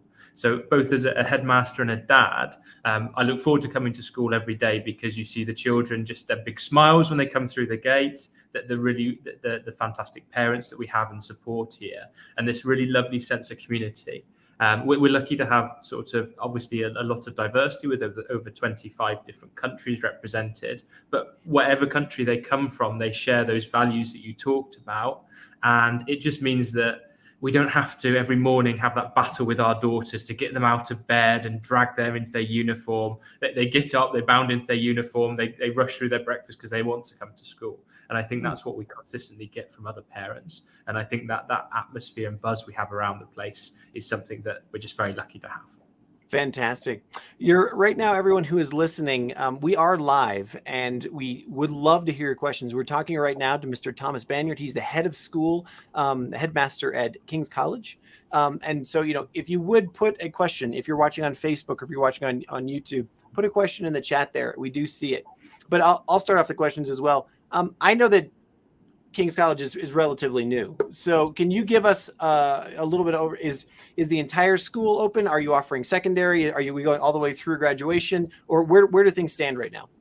Yeah, it's really important. So we started off with early years. We start from children as young as 2 years old in what we call the pre-nursery. And in our first year, last year, we opened until all our primary section. In that section, we have that classroom base for our children. So they have that security. They get to know their teacher that teaches them their core subjects really well, but benefit from a really wide range of specialists as well. This year, so from August 2021, we opened up our senior school. So we currently have age 2 to 15, so all the way until year 10. And then each year we're going to grow with our oldest students. So year 10 will become year 11, then year 12 and year 13. So in 3 more years, we'll have a full school, age 2 to 18. And we've tried to structure that growth so that we do things in stages. Rather than trying to rush and do everything and risk losing the quality, we try to do things gradually and build with our students so that we can build this sense of community without getting too big too quickly. Mm. How does King's, and I know as a parent myself, I've mentioned it earlier today, but I've got 3 kids, they're in primary and secondary. How does King's structure your examination schedule? So, many schools start with sort of learning with play, and it's more about kind of learning as you go and those kinds of things. And then it gets more structured going along. It can get pretty stressful, especially when you get into that IB, sort of, A levels, O levels kind of stuff there. What does that look like at King's? Yeah, because that's the whole journey. So if you think about, most of my job was in my first sort of stages of my career was working with senior students, so age 11 to 18. And at King's Wimbledon, very famous for around 25% going to Oxford and Cambridge. A lot of my role there was helping those children prepare for the best universities. And what are they looking for? Well, you don't need to be a brain scientist to work this out, but it's very important that they're looking for, obviously good academic skills. But maybe 10 years ago, that might have been enough. And now they're really broadening what they're looking for. So they want, yes, good A levels, or if it's an IB school, good IB grades. They're looking for, yes, good GCSEs. But they're looking for, the whole person now. They're looking for someone that's going to flourish in their university. Just grades, they could go to the university, they could struggle socially, they could fail in their first year, not fail academically, but fail to acclimatize, fail to enjoy their life at university, which is, some of the best years of your life. And so they look for the things that we can add through the co-curricular, that say the problem solving, the creativity, the empathy that you need to be a successful person in today's world. And so we build that all the way from early years. And what's lovely is that although I was senior focused to begin with, I've now really enjoyed the last 5 or 6 years of my career working all through schools. And so in the early years, we start actually building the things that make the children successful when they're 18 and beyond. So that's very much a play-based approach for us. So allowing children to have the independence to be able to go and choose the things that they love doing every day, but, nudging them, maybe bringing their interest. Maybe for boys, it might be cars. Maybe for girls, it might be, I don't know, whatever, it might be cars as well. But making sure that we're developing their skills through the play that we have. And that means we have to have these fantastic teachers that really understand the importance of play and the importance of building skills through them. And it also means that we try, sometimes you have this early years approach, which I think most people will now agree is the best way of doing things, a play-based. And then suddenly primary comes year 1, you're 5 and 6, and you find yourself in a formal classroom. And the children find it very hard to transition because it's like night and day. So what we try to do is bring these elements of early years provision, this continuous provision, so having things around the classroom that children can explore themselves, having play-based approach, and time for children just to explore with friends, to take, to have this social, never more important than post-COVID. Bringing that up into our primary, and actually our whole focus at the moment, and through professional development partners, we're working with really top practitioners in the UK to make sure we're bringing in inquiry-based approaches. So children can, instead of just saying today, we're going to learn to paint this exact picture. It might be that we're going to teach them a couple of techniques and then get them to come up with their own questions, get up with their own motivations. And maybe they want to apply those techniques to, I don't know, their passion for unicorns and princesses. They might want to apply it to their passion for plants, because, we've got some lovely gardeners in our school. And they might use those techniques in a way that therefore helps them. Of course, as we get older, they have to do some formalized exams, because otherwise when they get to GCSEs and A-levels, they're going to freak out and it's going to be this huge stress. But, I walked into a class the other day that was doing an end of unit test, and they were, instead of saying, let's cram, let's make sure we've learned all this knowledge, it was, let's do some breathing techniques. Let's look at how we keep calm in a stressful situation. So instead of just having those tests as pass fail for the end of year, which is not at all what we do, but I know happens sometimes in Asia, those tests are learning experiences for the children. So, of course, they're important for us to know how well they've learned the material, but they also teach them how to deal with stress. They also teach them how to structure their revision. We're setting them up for success as they get older. And therefore, exams are just one of the tools that we use proportionally as you get older to help children cope with the demands that they're going to be faced with in adult life. Fantastic. I want to follow that up. We do have a question in the chat from Daniel Green that ties into something actually you just said, but how do you tie academic success and this path that they're going on to like career pathways? Are there certain programs where you can identify, particular careers or point certain students in certain directions, or how does that work at King's? Yeah, so careers guidance is really important because, of course, careers guidance ties in with A-level and GCSE choices, university choices, and also, teaching the children to discover what they love. So the first thing, obviously, we've got to say is that what we don't try and do, and this is a kind of misconception, is we don't try and say, all right, you're 11, choose what you want to be, and let's get you towards that point. Of course, it's lovely. Sometimes we have 11-year-olds that want to be, I always wanted to be a pirate or an astronaut. And I found out a little bit more about pirates and decided that probably not best for me. Found out that maybe I was a little bit scared of heights. So maybe astronaut wasn't for me. And then sort of you've got to change.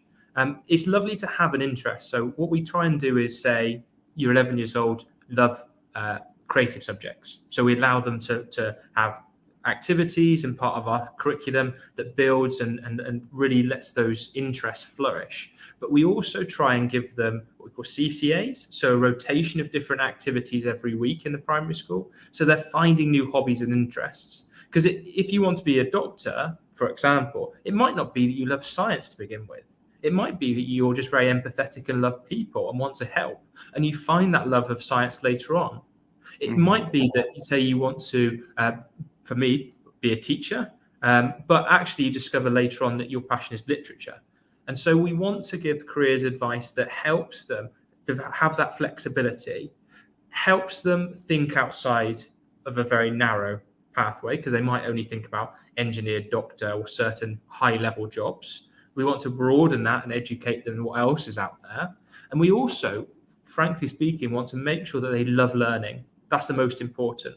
Because if you want to be, say, a surgeon when you're older, or a librarian, or whatever it may be, you're going to have to do well in your subjects, which means you have to love the subjects you choose.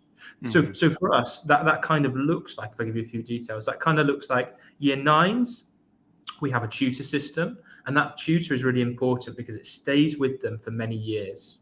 And that means that you get this really close relationship so that you know that child really well. So if they say, I love maths, you can say, well, I've looked at your grades for the last 2 years and your effort grades show that you really haven't tried very hard in maths. Do you actually love maths? Or perhaps you're saying what you think I want to hear, because maths is obviously very important in today's world. And so they can very nicely and very gently, in the same way that a really informed mum or dad would do, nudge them towards the subjects that might be appropriate, but also encourage them to think, okay, you're not sure what you want to do. Let's make sure that we focus on some enabling subjects. So you're really interested in English now, so writing's really important. Let's maybe add a history or geography or business studies to encourage you to write a bit more. And then in year 10, we work with an external company. We've actually worked with them in Wimbledon for a long time to do some testing. So they think about the possible careers that are out there. They meet one-on-one with an external careers guidance counsellor. And they're professionals that work, and we help work with this company that we've worked with for a long time.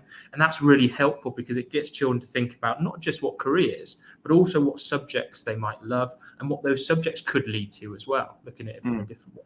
And then, of course, we give a lot of guidance when it comes to choosing your A-levels. There's parents as well. So that will look like individual meetings with heads of school, with tutors, careers days. We get a huge amount of support from King's Wimbledon. So For example, in a month, Mr. Andrew Hawes is going to come across, actually towards the end of this month, time is flying a little bit. I don't even know what month it is at the moment.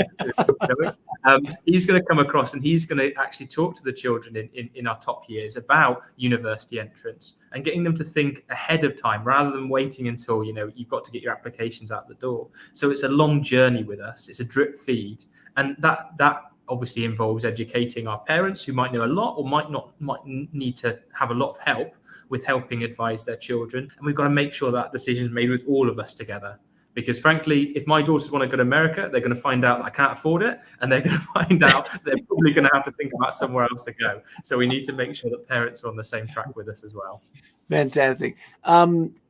Speaking of time flying, I just can't believe how quickly 10 minutes. We do have your formal presentation for Kings that we want to say here, but 2 quick questions. So first one is from Michelle, and she's asking, are there any concessions? This is similar to Brighton. Any concessions given to students who are enrolled in Bangkok to further pursue their studies at King's in the UK? Yes. So obviously, it's actually, I listened to Mike's answer. It's very similar. So we work really, really closely with King's in Wimbledon. We have a curriculum that we've actually taken and developed from King's Wimbledon, and that will help our students make a really, really strong application. But there's obviously no direct transference. I got to go to a very good university, and King's Wimbledon is twice as subscribed to my university places. So it's obviously very competitive to get into, but our children obviously are prepared very well. Most of our parents obviously are kind of looking for what you get if you go to one of the best UK schools, but don't want to send their children away and want to keep them in that family environment at home. Particularly in COVID, I think that's hammered home to a lot of families. So we get a lot of families like expatriates and also Thai families that maybe wanted their children to board, but now don't want the complications of travel and maybe having to go to quarantine in another country. I can't imagine that for myself. And therefore want that education here where they can rely on the quality, they can rely on the support from the UK. And I think most of our families here will then look to go to the other countries for university and undergraduate and maybe masters. Okay. Final question for you from Daniel Green. And this ties back to something you said about your campus. Talk to me about the green spaces at King's and then how pollution is managed during air pollution season in Bangkok. Do you have air purifiers? How do you control that environment in this new facility that you guys have? I'm sure it's super modern. Yeah, no, I've just sadly noticed how awful I am and actually directed my camera at the air conditioner, which is obviously why you took me up, Stephen. Probably not the most idyllic background, but obviously these contain the hospital grade MERV 13 filters. So Okay. all of our air conditioned spaces have the filter, which is also very good for COVID because it removes a lot of the particulates in the air. It obviously circulates the air very quickly. So we're very lucky because we've been designed post AQI. Then obviously we've built in this very important infrastructure to make sure we have these indoor spaces that are air conditioned. So the sports hall is air conditioned. We have multi-purpose areas, obviously all the classrooms. We have indoor play areas which are air conditioned and all air filtered. So we monitor AQI like most schools with air visual. Parents can look on their phone, they can see the AQI. We actually have a minute by minute update. So, the AQI hits 150, our primary school children come in. We make sure that that's monitored on a minute by minute. And if luckily it drops down, as it sometimes does in the afternoon, it means they can have their outdoor play. We're all happy. And we make sure that we're doing that as well. Health and safety is obviously really important nowadays, and it always is. And I think now more than ever, schools really need to invest in making sure that they're doing things properly. And that's something that I think we benefit of being a new school because we know what the challenges are. We know how other schools have faced them and dealt with them, and we can do the best possible thing to help the kids. Thank you so much. Mr. Thomas Banyard, you are the headmaster, the head of school at King's College in Bangkok here. Thank you so much for your time today. I'm going to move on to your formal presentation, but I'll remind everyone, we are live. So if you put your question or your comment in Facebook, if you put your question in YouTube, we can see them, and either Mr. Thomas or one of his staff will be happy to follow up with you. And of course, obviously, they can contact your admission staff directly as well. Thank you so much. Stephen, lovely to meet you. Thank you very much for your time. Cheers. And with that said, I am now going to move on to the formal presentation from King's. One moment.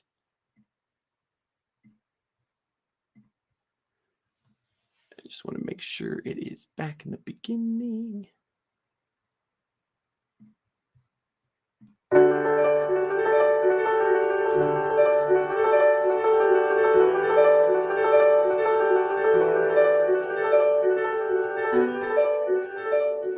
So I've always had a passion for teaching and schools and education.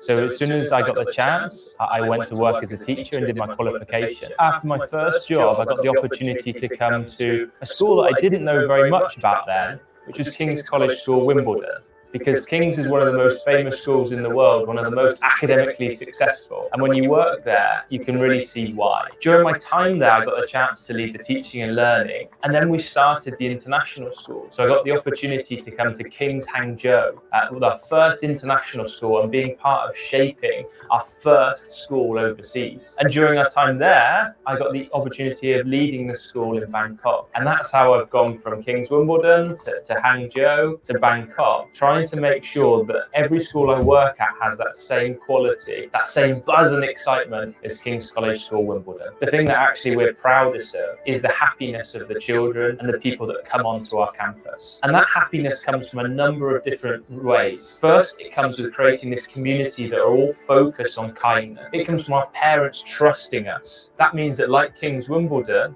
we aim to get up to and above 90% of our children achieving their first choice university offers. And that comes from preparing them socially, emotionally, and academically from such a young age. We need a lot of help and support through collaborating not just with King's Wimbledon, but also with their global network of schools, whether that's Monaco or their schools in China, or of course the campus in Wimbledon. We have a huge amount of help and support, which looks like daily emails, which looks like our board of governors, which is made up of not just the former chair of governors at Wimbledon, but also fantastic people like their bursar, their head of international. They're like a hand on your back. They help us make sure we're governed in the best possible way. They also do really fun things as well, like teacher collaboration, where we work together across the different campuses to professionally develop our teachers. It also means that our children can go on exchanges to Wimbledon, do summer camps and visit the school. Maybe even in the future, it will involve house competitions across all the different campuses. Whatever it is, our children here really feel the difference. I used to say 3 pillars. So we talk about our academic excellence, which comes from taking the curriculum from King's Wimbledon and adapting it for our context here. We talk about our co-curricular program, which is the activities that children do around their academic timetable, whether that's creative, academic, sporting, whatever it may be. It's those activities they do in their lunchtime, after school or before school. Usually things they're so excited about doing. And our third is perhaps the most important, if I was to choose any 3, is what we call pastoral care. And some people might not have heard that word before, but for us, it's like the first word we use every day. Pastoral care is how we safeguard the happiness and well-being of all the people in our community. It's how we make sure that the children are happy and excited to come to school, how we know them as individuals and make sure they're given the best possible help and support. Mr. Andrew Hawes, the former headmaster of King's Wimbledon, they're the values that he described to summarise what's important about any King's school. And what's really lovely is whether you're in the UK, whether you're in Thailand, China, France, anywhere, these values are the key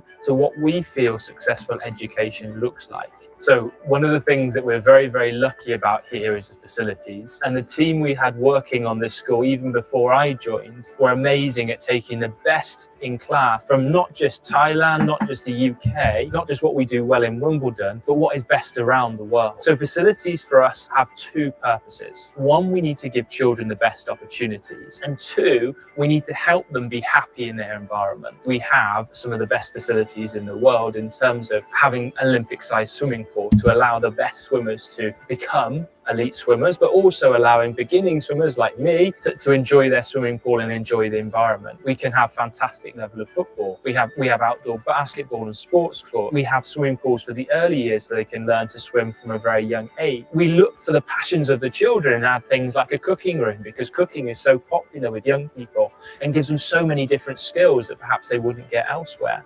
And having multi-purpose space around the school so that we can run a really broad and wide range of activities after school so that children can find something they love doing. Important aspect of our school is where we're located and the ease with which parents can get to us. We are a financial district of Bangkok in Rama 3 area at the convergence of 3 expressways. We spend a huge amount of our time making sure that we recruit the best possible teachers from around the world. We make sure that when we interview them, we're not just looking for their skills, their qualifications. Of course, they're important. We're looking for teachers that are smiley, positive, that really love working with children, because we know that that makes such a difference to our young sons and daughters. We then go through another round where we look in depth at how they teach, making sure that the child's at the centre of their plans and how they deliver their lessons. And then the third round, which is really important, is that they're all interviewed by King's College School, Wimbledon. And that's the reason why we've got such a fantastic group of staff here that make our children not only happy, but they make a huge amount of progress. And I'm very proud of the teaching staff here.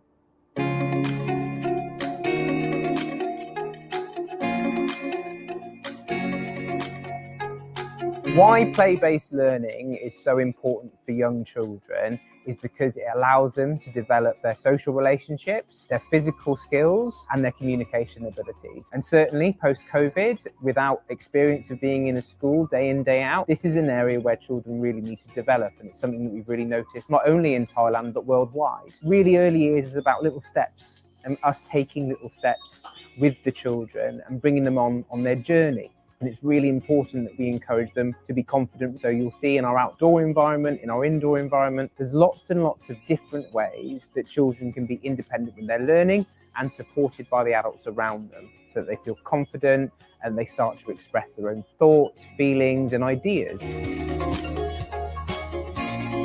They learn through play, they learn through exploring, they learn through problem solving. And those are skills that they start when they're at 2 years old, you know, with their play, and then you develop them as they get older. And to develop them properly, you need to know every single child inside out. You need to know exactly what they need to learn next. It's not about telling them, putting the knowledge into them. It's enabling them to discover a lot themselves. And in the process of doing that, developing the skills that they need for later on in life and moving through the primary school into the secondary school. To be able to communicate with others, you need to have confidence, you need to be able to problem solve, you need to be able to think creatively. So all of those skills are skills that we teach them in the primary school and are central to everything that we do.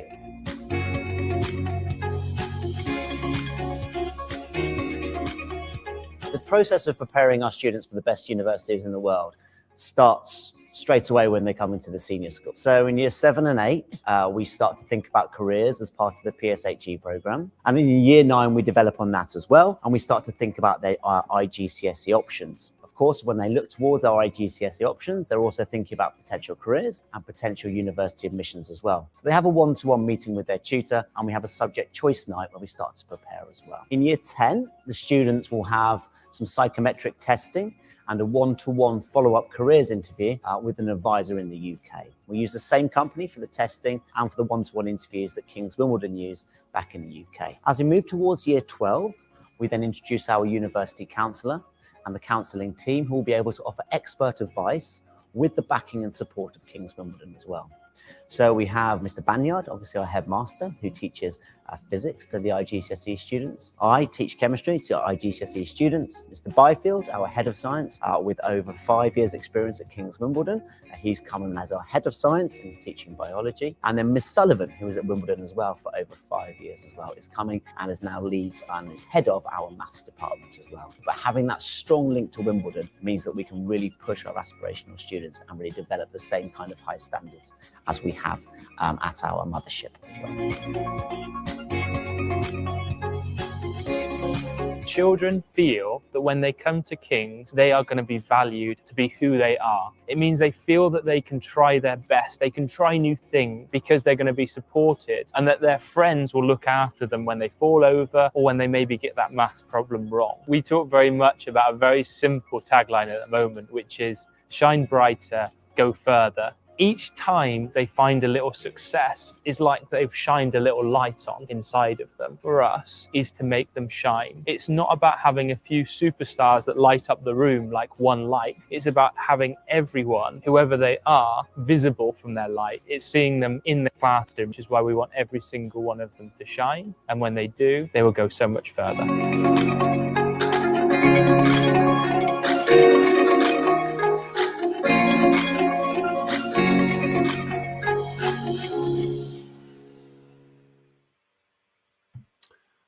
Excellent. So that was King's College. And without further ado, since we are running a little bit behind, I'm going to bring right onto the stage here Mr. Will Taylor. Hello, Will. How are you today? Hi, very well. Very well. Thank you for having me. My pleasure. You are the Deputy Head of Senior Studies and IB Diploma, the IB Diploma Coordinator at St. Andrews International School, Bangkok. And you're here to talk about the IB Diploma. Is that correct? That's right. Yes. Is there how would you like to start this off? You know, our last special speaker had some slides. Did you have anything prepared originally, or is this just sort of you're gonna go for it? No slides. I'm just going to give you a little bit of a rundown on the IB Diploma. I know some of the people watching will be familiar with what that is, some not so. So we're going to focus a little bit on why, as a school, we think that the IB Diploma is the best way to prepare students for university and anything that comes beyond that.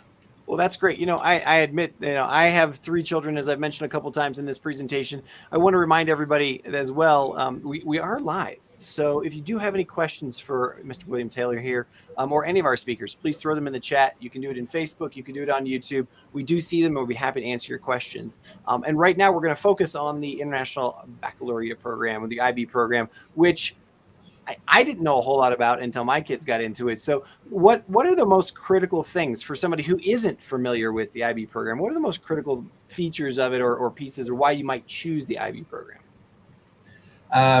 So I mean, the IB program is a full program of education from primary years all the way through to pre-university level. Obviously today, your focus is schools which are British-based, and we're a school that has a British-based curriculum, and we that leads up to IGCSEs at 16. For us, like many other British-based curriculum schools in Bangkok, we've just chosen the IB for our final 2 years of our high school, and that's the IB Diploma program. So we think that really complements the British-based curriculum that we've got in the rest of the school. The diploma program, which is what I'm talking about now, it's a 2-year program. As I said, students would follow that just in the final 2 years before they complete high school. It's similar to A levels in that sense. Students will gain their IB diploma results, which will get them into universities all around the world.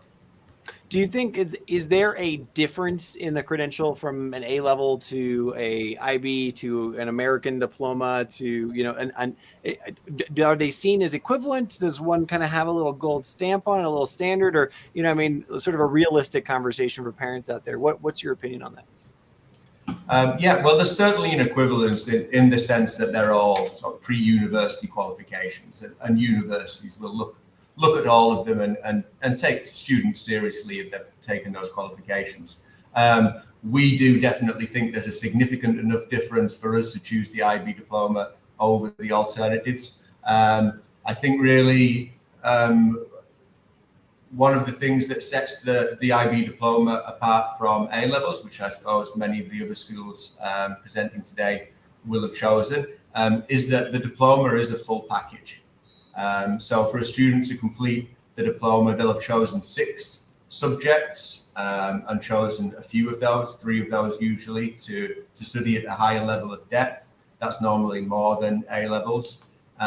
And because the students are chosen from a number of different subject groups, it means that an IB diploma graduate has, by the nature of the diploma and the selection process, studied a fairly broad curriculum of the 6 subjects from at least 4 subject groups, but still been able to focus 3 of them at higher levels so that they've got the same level of depth of study that a student may have done from A levels.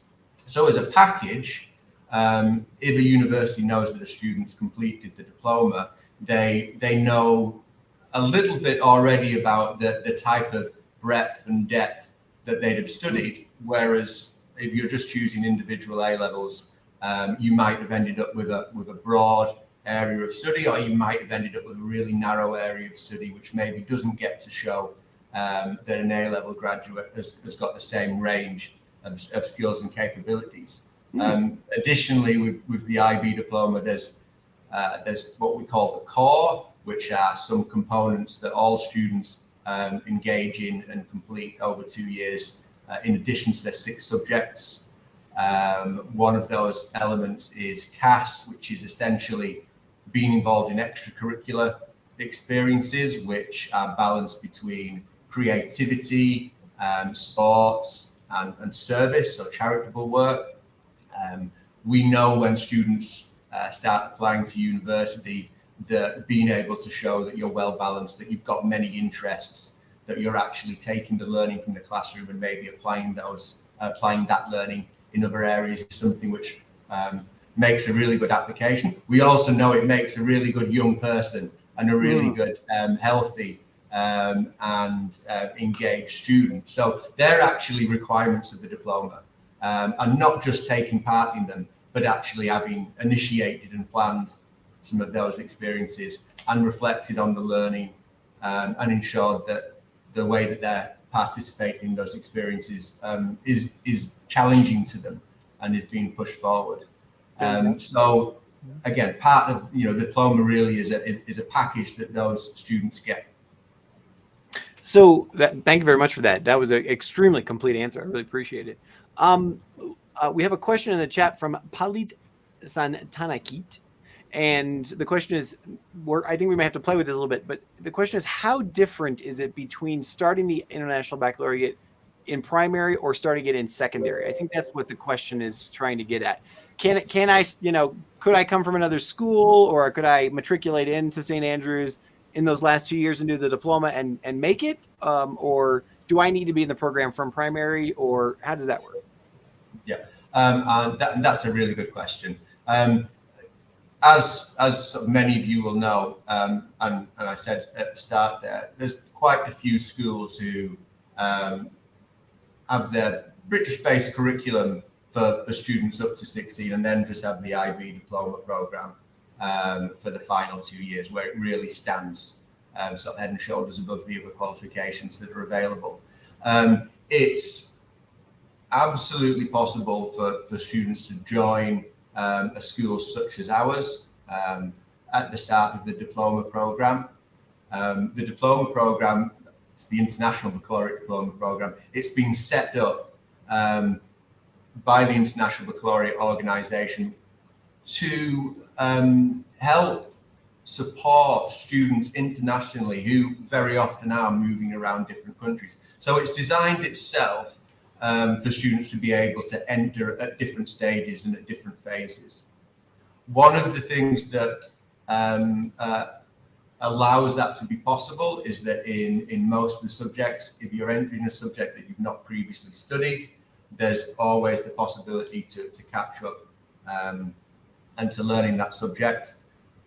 Probably one of the things that might be slightly more difficult to start off with is understanding or getting used to some of the approaches to teaching and learning that might be used in an IB school.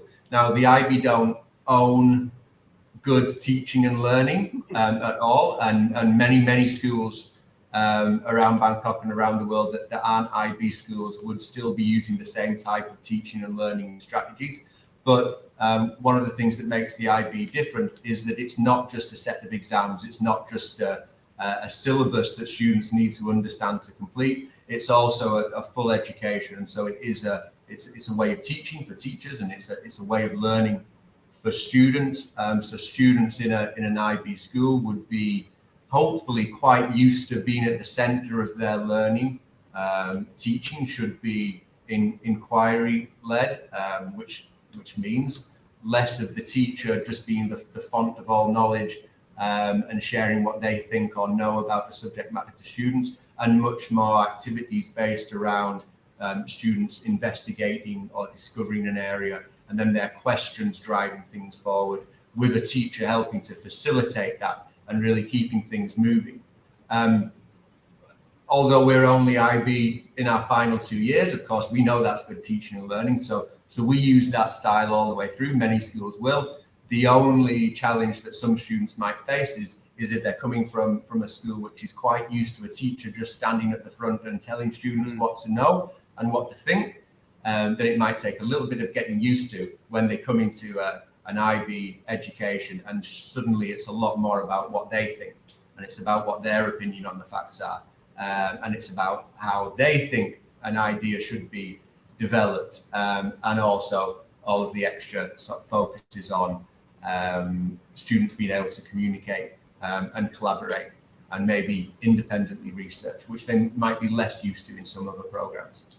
Fantastic. Our final question for you, because amazing how fast the time goes here. It comes from Eva Cohen, and she's asking, does the British curriculum prepare one to enter the IB program as well as the full IB program? And you partially answered that, but many of the people who are on listening today are either in a British program or they're thinking about transitioning, etc. So how does the British curriculum prepare you for IB? Yeah, and it prepares students perfectly well for IB. I mean, the British curriculum is mainly based around content and syllabus content. So really, if you've studied in any British-based curriculum school, there'll be a certain level of understanding and skills that will have been developed, and those would match perfectly with the kind of entry points for the IB diploma. And as I've said, we obviously follow a British-based curriculum up to 16, and our students then seamlessly move into the IB diploma. And really, any school that's run a British-based curriculum and has taught their students well and helped to develop learning skills in their students, those students would also be able to move seamlessly into our diploma program. Well, I lied to you. I'm going to give you one more question here from Sasha. Her name is Sasha Hack. What are some of the challenges faced by students transitioning in year 13 in the IB diploma from another international school in Bangkok? Are there college counselors? Do they liaise between the schools? Like, what kind of support is offered to the student? So that would be so year 13, as in coming into the second year of the diploma program. Well, to be perfectly honest, the biggest problem there would be what program you're transitioning from. So as I've said before, the IB diploma program isn't just a set of exams that students take at the end of 2 years. It's an education and it's an experience. So if a student becomes an IB diploma graduate, it doesn't just mean that they got the grades on the exams. It means that they sat through 2 years of an IB education, and the teaching and the learning experiences that they'll have engaged in will have helped to develop their communication, collaboration, inquiry skills. Some of those things aren't examined at the end. So actually the students need to have sat through 2 years of that in an accredited IB school to become an IB diploma graduate. So the only way somebody could transition into year 13 is if they were transferring from having completed the first year in an IB diploma school. So they couldn't switch from, let's say, an A-level program into the final year of IB. Similarly, they couldn't just accelerate a year and do the final year by themselves. If they were transferring, the biggest challenge would be to find a school that offers the same subjects that they've been studying. St Andrews, as one of the largest schools in Bangkok, we offer a significant range of subjects, 35 IB diploma subjects to choose from, most of those at both higher level and standard level, which I think is one of the broadest offerings in Bangkok. So if you find a school that offers a subject, that's the biggest hurdle taken care of. St Andrews, we do have a team of university and careers counsellors to help students with all those decisions. Our counsellors are, again, as a big school, we've got full-time counsellors there to work with the students, so they're not teacher one day, counsellor the next. So hopefully we'd be able to support a student in that situation if they had very good grounds for needing to transfer at the start of year 13. Fantastic. Mr. William Taylor, thank you so much for taking the time to talk to us about the IB diploma program.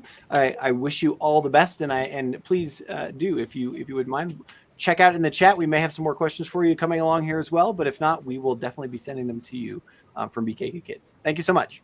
Will do. Thank you. Bye-bye. All right, with no further ado, I want to introduce St. Andrews International School, Bangkok. What do we have here? Okay. St. Andrew's International School Bangkok is one of 73 schools in the Nord Anglica education family. They offer a British educational curriculum with an international perspective that begins in nursery and leads up to the IGSCE examinations in year 11. And then it culminates, as you just heard, in the International Baccalaureate Diploma after completing year 13. They're an inclusive school that invites children from all backgrounds and abilities to participate in the educational offerings in their diverse campuses. And I will be bringing on the stage Bartek with me right here in just a second. Hello, sir. How are you? Hey there. Hi. Nice to see you again, Stephen. Nice to see you as well. I apologize that we're running about 10, almost 15 minutes late at this stage, but you know what? Questions are good, and we're getting lots of questions answered today. As I have offered to all of the other representatives from the other schools out there, I just sort of gave the standard blurb for St. Andrews, but is there anything that you'd like to put on the table before we get started with questions about St. Andrews that makes it stand out, or something that as you're walking people around campus that you're like, this is the thing? Well, first I'd like to thank my colleague Will, who I thought did a really nice job in explaining some of the benefits of the IB, which I'm sure will be some of the questions will be based around that, and also to let you know, obviously our video will be around the IB as well. So hopefully that will go a long way in answering questions. That always is the biggest source of questions. It's something that parents don't really think about until their children are getting into the middle school, high school age, where they maybe we don't know any of that terminology because it's not what we grew up with. Mm-hmm. So I can tell you, just a very quick blurb. I thought the summary that you gave is really nice. We are now one of 76 schools, actually. So just recently, cool. Look at update my information. Sorry about that. Yeah. So the school itself, our main campus.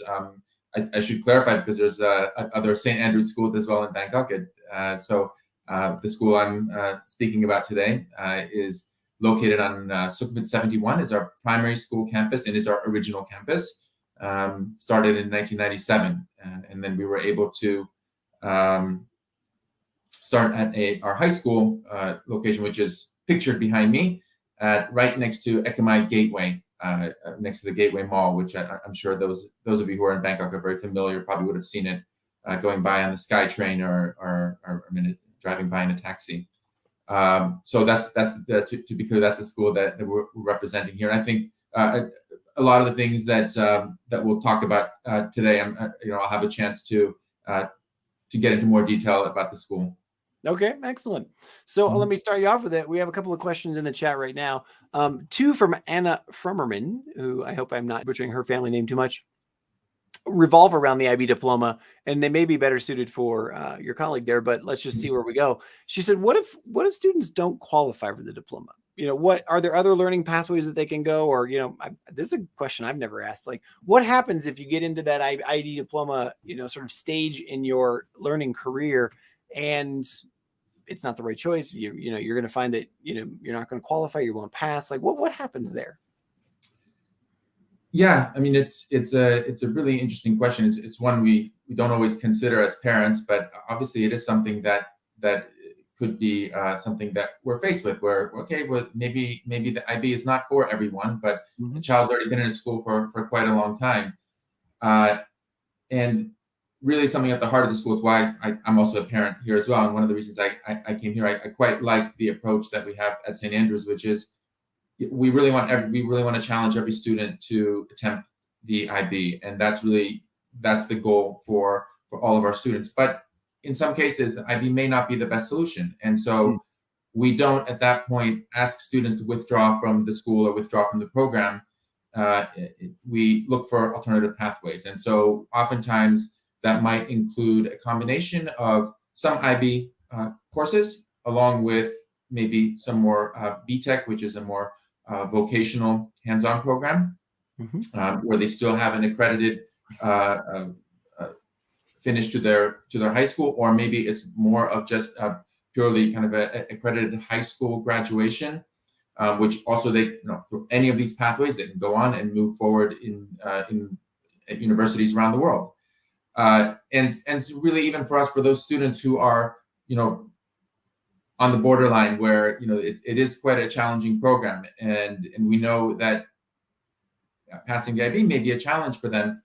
We really want them to attempt it, and when they do pass it, we're someone's incredibly proud of them for being able to finish the program, rather than being worried about let's say our average score or something like that. That's something that as a school we're less worried about the average score, even though we've been very we've seen a really tremendous increase in that average score over the last number of years. We're quite proud of the students who, even if they weren't expected to pass, they do mock exams early on, and maybe if they weren't expected to pass and then they do pass, even with a lower mark, we're just as proud of those students as well, and they go on to find success at universities as well. So we do offer these alternative pathways for students. We don't ask them to leave the school, and that's really at the heart of the inclusive nature of the school. It was when we had a high school of 11 students to now when we have over 1,100 in the middle school and high school. Wow. Which does make us, I think it's now the second biggest international school in Thailand. And so many of the same people that were here back then are still here now, including our head of school. So it's been kind of a singular thought and momentum in making sure that we include all students in different pathways and really make it a personalized pathway for students who are going to go outside of the IB. Fantastic. I have a question from Michelle Hu about primary at St. Andrews. What's the school's view on homework? What types of homework are given and how much? And how does the school support students who could be more academically advanced as compared to their peers? Yeah, homework is always a touchy subject. We have 10 parents sat in a room and everyone has a very different view on homework. And oftentimes it comes from our own experiences.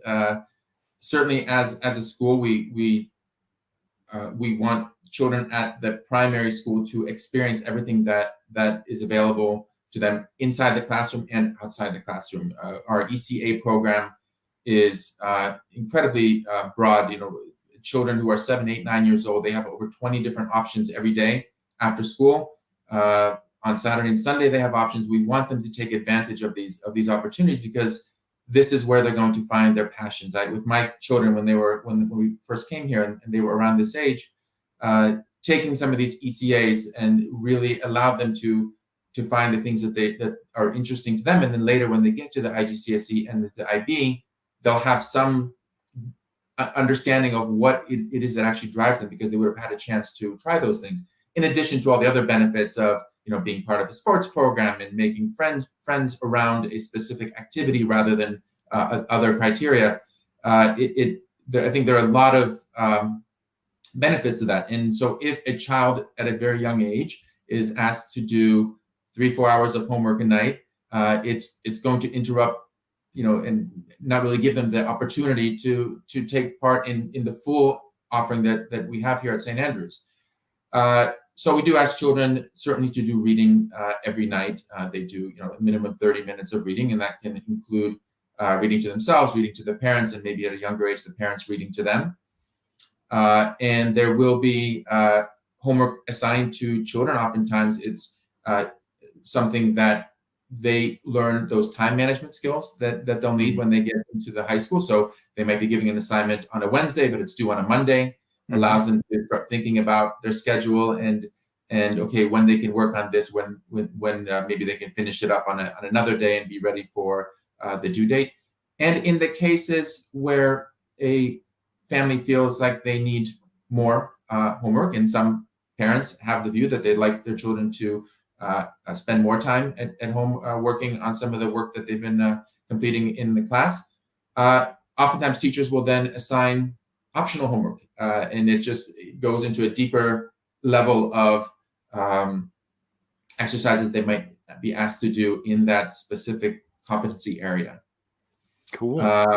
Yeah, and then the students who are really finding their way, because we have larger year groups, and you might have a 7 form in Key Stage 2, which is year 3 to year 6, it might be 140, 150 students, you're going to have students who find themselves very strong in some areas, and then they have a rather large cohort of other students who are also strong in that area. So oftentimes they get to explore those subjects, or if they have a real interest in. Also, is part of the ECA program, which isn't just sports and art and music, but actually can be more academically based. If they really have an interest in science, they have different science ECAs available to them every day. Obviously the teachers structure lessons in a way where students of different abilities have different access points into that lesson, and might have different expected outcomes from those lessons as well. So it takes a great deal of talent from the teachers to be able to structure lessons in this way. I think being a part of Nord Anglia, we really get some fantastic applications every year, and new teachers coming in who have tremendous experience in this area, where they can structure lessons in a way where the students of who are really doing very well academically, they can access lessons maybe in a slightly different way than the students who are maybe seeing some of the subject material for the first time, especially if they're coming from another school. So there has to be that flexibility within the classroom setting. That's fantastic. Thank you. Katia Rizzello, or Rizzello, asks, what learning support does St. Andrews offer students who are struggling in secondary school? So what kind of support structures are in place there? So thanks for that question. I think that goes to the heart of St. Andrews as well, which is the fact that we are an inclusive school allows us. We have built out a high needs program in both primary school and secondary school, which supports students who have much broader needs, and we have a parallel curriculum to the mainstream. We ask the students then to join in with the mainstream whenever it's appropriate. And it has allowed us then to hire specialists to support students in the program. But then oftentimes these specialists, meaning our therapists, our learning support teams, they end up being available then to help students who are within the mainstream but maybe struggling in a particular area. It may be something specific to a subject. It may be something that is a little bit broader than that. Maybe they have reading challenges, and we have dyslexia specialists that work with students who have different reading challenges, for example, and different therapists who use play therapy, art therapy, other occupational therapy within the school that can help support students if they are struggling in any area.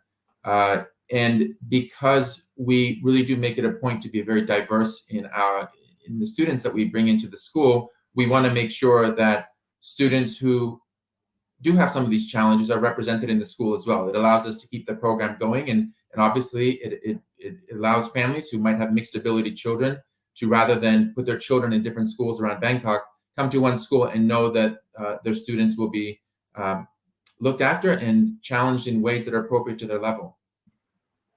Excellent. Last question for you, Mr. Bartek. Oh, maybe not. Nanny just came on. So Terry Helene asks, in elementary, are students working on iPads or other devices, tablets?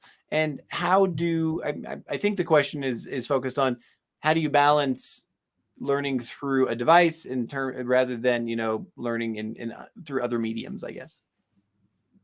Yeah, I'm sure a lot of parents, this question resonates with them. It's been a real challenge because we spent the last 5 years telling our children, as these devices are obviously in everyone's home, stay off your devices. And then of course virtual school came around, and all the parents are coming to get on your devices. So I think the children's heads are spinning, trying to understand exactly what the parents are asking of them. It's nice since we've had a chance to return to school. Obviously, that is the preferred. Nothing replaces in-person education. That's very clear. But that's not to say that technology doesn't have a place within the classroom. And so it's very closely decided which lessons could benefit from introducing iPads into the classroom, because there's certain elements, for example, within the maths curriculum, and when they're doing they've learned something specific within the maths curriculum, and then they're asked to do to practice those concepts that they've learned. Doing a worksheet may not be as exciting as doing it within a game structure on an iPad with their friends. That may be an opportunity then to introduce iPads into the classroom. So what we do, we have iPads that when the teachers within that year group determine that a lesson can be will benefit from introducing those iPads, we'll roll those in. The students will use those, and then we'll take them back out. So it wouldn't be used to replace all the benefits of the in-person learning, but whenever there's an opportunity for technology to enhance that experience, to make it more engaging for students, the teachers will decide whether that's a good opportunity to use it, and then they review it. It's, we have a very strong structure here in the school where they can they work together and look at each lesson and see where they should introduce that technology, and then they work together with the schools from around all the other Nord Anglia schools around the world. It's just a question that we all face, and I think that they, through their collaboration with the other schools, I think they get it right. Fantastic. Final question for you before I move on to your formal presentation in the video. But Nanny asks, what is the percentage of foreign nationals in the primary school? Yeah, so across the school, we're about 50% Thai families and 50% non-Thai. Out of that non-Thai group, I think the biggest group is British. The other, within that same group are American and Indian, French, Korean, Japanese, German. Those are our biggest groups. But we have 60 nationalities in the school. It really has very much an international feel. We know that even all the way up through our IB program, we had 19 our students who accepted offers at 19 different countries from let's see, 300. I've written down here 350 offers from 119 universities. So very much an internationally focused student body, and coming from all over the world. It's a really nice mix of students.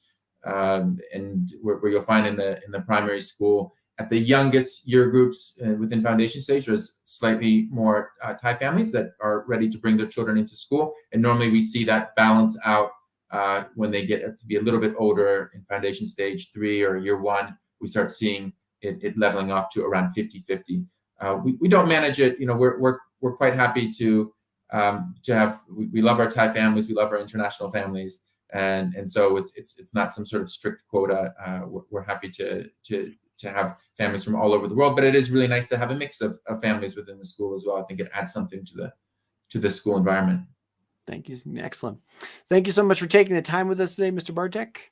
I really appreciate you talking to us about St. Andrews International School in Bangkok. We're going to now go move into your formal presentation, but anybody who has questions, they can either continue to put them in the chat here during the live session, or obviously reach out to you as the Director of Admissions. Thanks very much. I appreciate the chance to speak today. Thank you. And with that said, I will now share the formal presentation.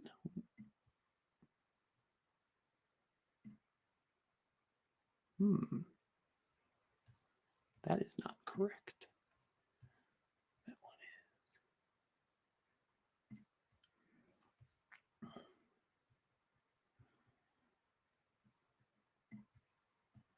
is.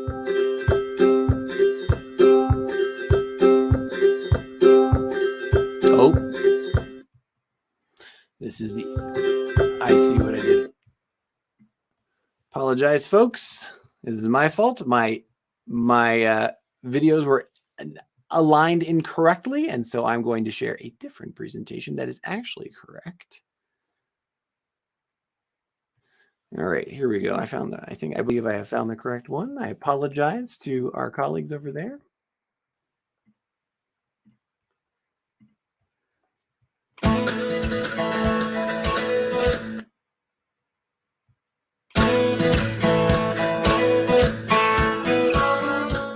The International Baccalaureate Diploma was an easy choice for St Andrews when we were deciding what our pre-university qualification should be. It offers such a diversity in the program students can follow. That really allows every student the chance to find something that's exactly right for them as an individual.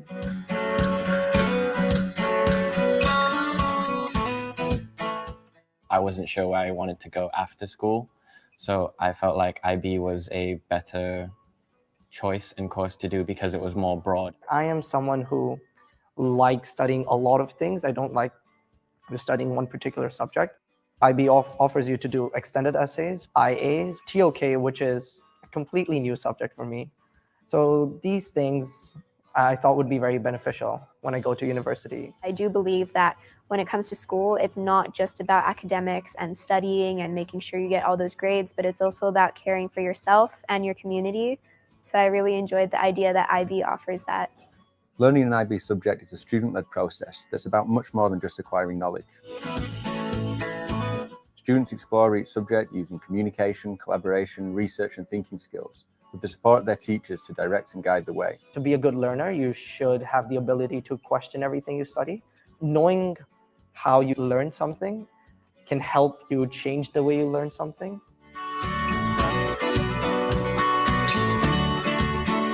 It's a very diverse course because you have to take language, arts, science, and maths.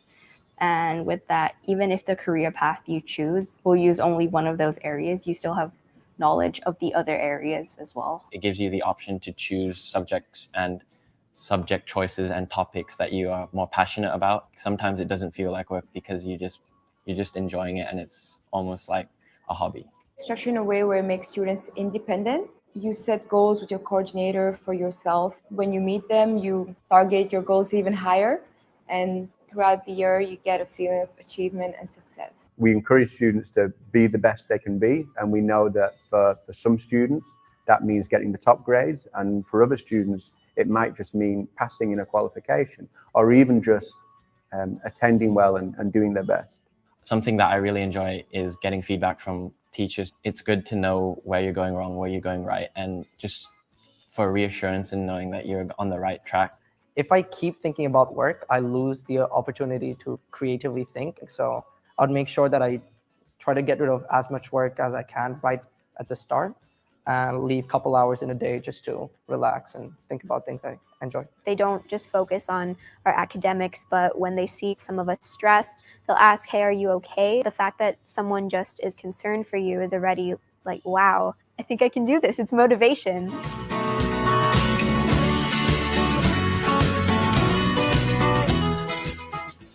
All of our students benefit from the supportive environment we offer at St Andrews, and the IB diploma complements this perfectly by providing our graduates with an internationally recognised qualification that's highly regarded by universities. It will probably be the hardest thing that you've done up to now, but I believe that by the end of it, you'll learn so much from it and be more sure about what you want to do in life. The whole school is behind me. And with that motivation and determination, I can really just get out there and do what I can, do my best and like give 100%.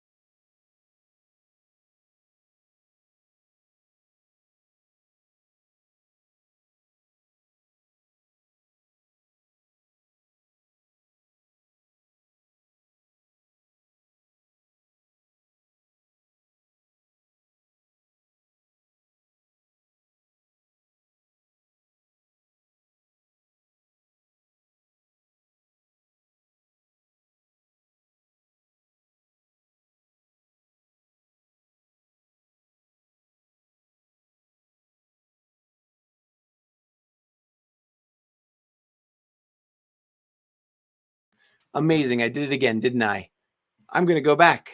I did not unmute myself. So I'm going to just say this one more time, that the St. Andrews International School Bangkok is pleased to offer a special promotion to everybody who's watching the virtual school summit here for 2022 and here BKK Kids, that they are waiving their application enrollment fees for the academic year 2021 and 2022. So if you're watching this now live, or if you are watching it on the recording, please feel free to reach out to them and mention that you saw this promotion, and they'll be happy to accommodate you. Now, hopefully I will remember to take my mic off mute for the rest of the day, but we still have many, many schools going forward. And so actually we have what, 5 or 6 or 7? There's quite a few more schools to talk about. But with no further ado, I will actually formally introduce Ascot, because you can actually hear me. And Ascot was established in 1995 at a time when there were no international schools in the Sapansang area. Initially, it was called Park Place International School and provided an education for the early years. But due to popular demand, the school expanded and built a primary school facility. This steady and sustainable growth continued, and a secondary school was built in 2009. By the time the school had changed its name to Ascot International School, and in 2011 had received accreditation from the Council of International Schools. In 2010, Ascot became a Cambridge International Examination Center, offering a wide range of IGCSE subjects, and in 2022, students began studying for CIE advanced levels, or the A levels. In 2014, the school was again accredited by CIS for the whole school from nursery through year 13.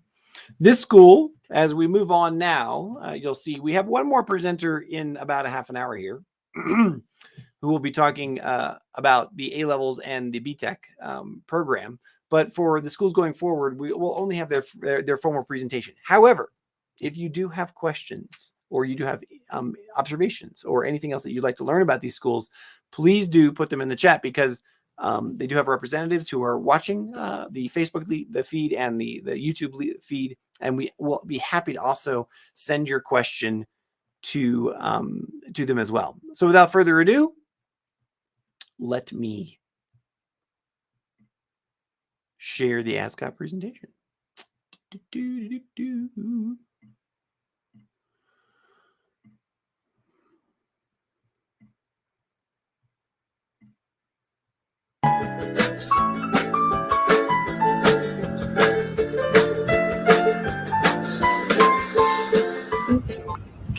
I like to think of Ascot as a jewel in the suburbs of Bangkok, a hidden gem.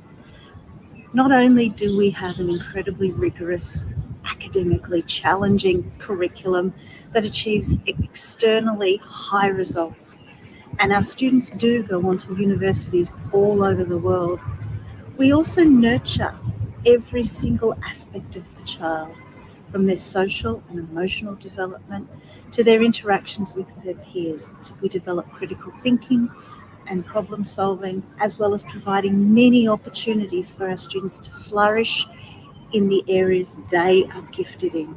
The arts, sports, all these areas come together to culminate in an environment that produces a well-rounded, balanced, educated person.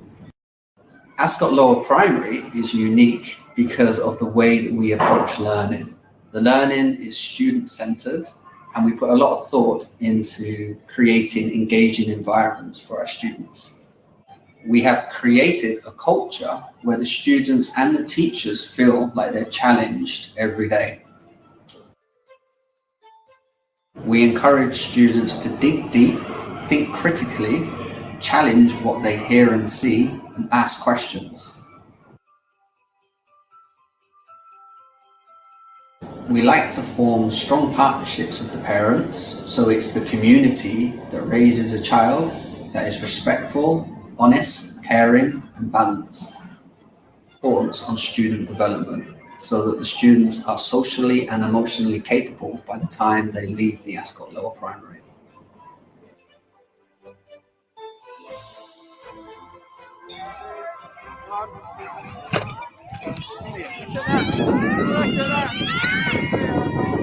We at Ascot are a school like no other.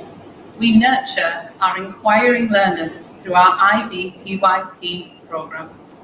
Our students speak multiple languages, but our common language of instruction is English. We nurture the talents of all our students and celebrate their achievements, whether they be academic, arts, or sports. We prepare our students for life in the wider world and hope to give them a lifelong love of learning. I love playing with my friends at school.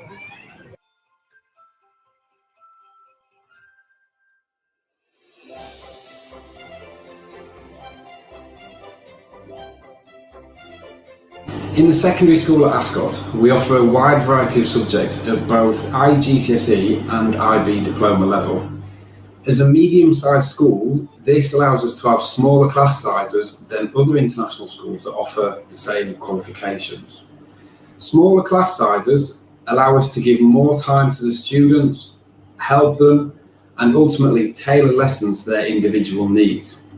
So what I like about the IB project is that it gives you a lot of options and opportunities for you to explore what you're interested in for your future. So for example, if you're interested in the sciences, IB gives you the option to choose 2 sciences. Or for example, if you're interested in computer, you can also go into ITGS or computer science. It makes you think about why and think about how. Not just accept things as they are, but think about why they are what they are, and how they came to be what they are. And I'm really grateful that I took IB. There are places I remember through my life. Those that have changed, some forever, not for better. Some have gone and some remain. All these places have their moments. With lovers and friends, I still can recall. Some are dead and some are living. In my life, I've loved them all. But of all these friends and lovers, there is no one that compares with you. And these memories lose their meaning when I think of love as something new. Though I know I'll never lose affection for people and things that went before, I know I'll often stop and think about them. But in my life, I love you more. So some current projects that I'm working on as a Year 12 is that we've been working with many different charities. For example, I'm working with Shark Guardian, and right now we are trying to create a puppet show for them trash in the ocean.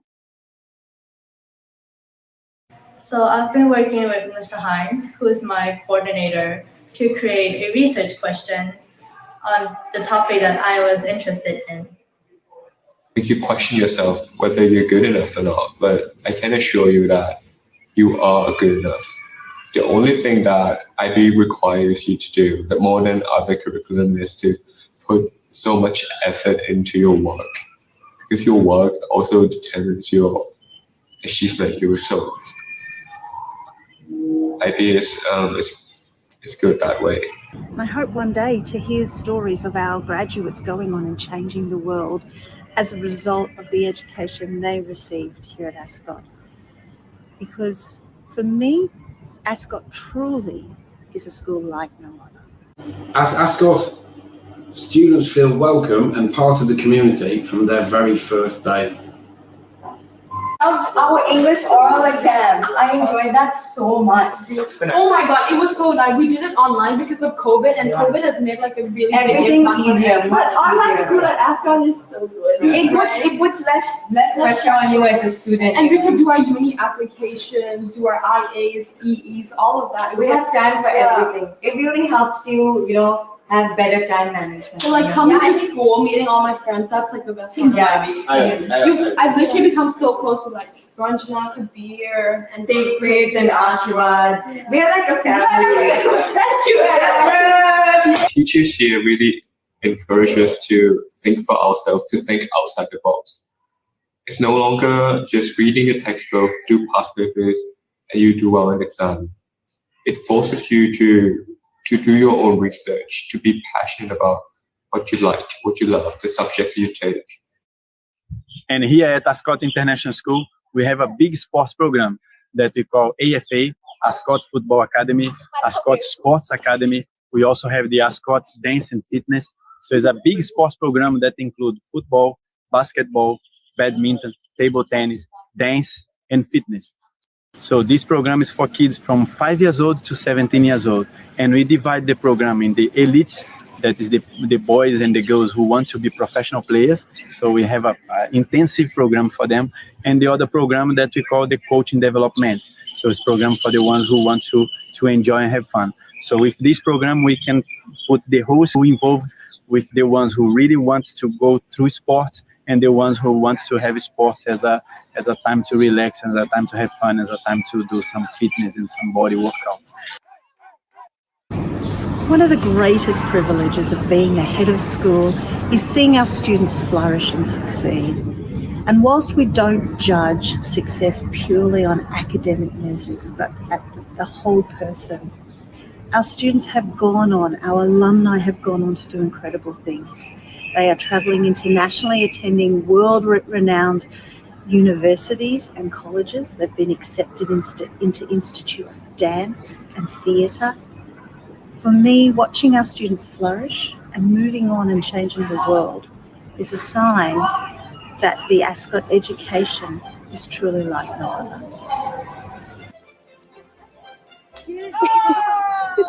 But to truly get to know our school and to truly get a feel for it, you need to come and visit us on campus and see the smiling faces of our students, the teachers committed to what they're doing. So I encourage you to book a visit and come and see our school in person, because Ascot International is truly a school like no other.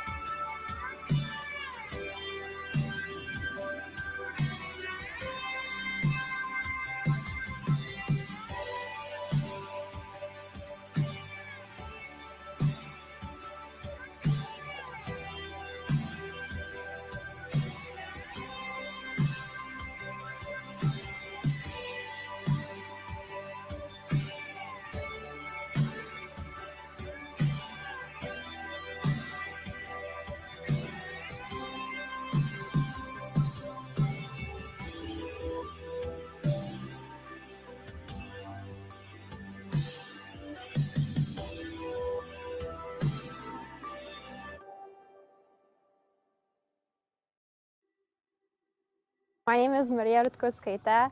I'm currently in year 13 and I study at British International School, Phuket. My time in boarding means a lot to me as I do a lot of stuff there. It's like my second home. And usually at home, what you do is sleep, study, spend time with your friends, which are like family to me here. We bake, we cook, we read books, we play games, we play video games, we sing, we dance together. So it's like literally like second home.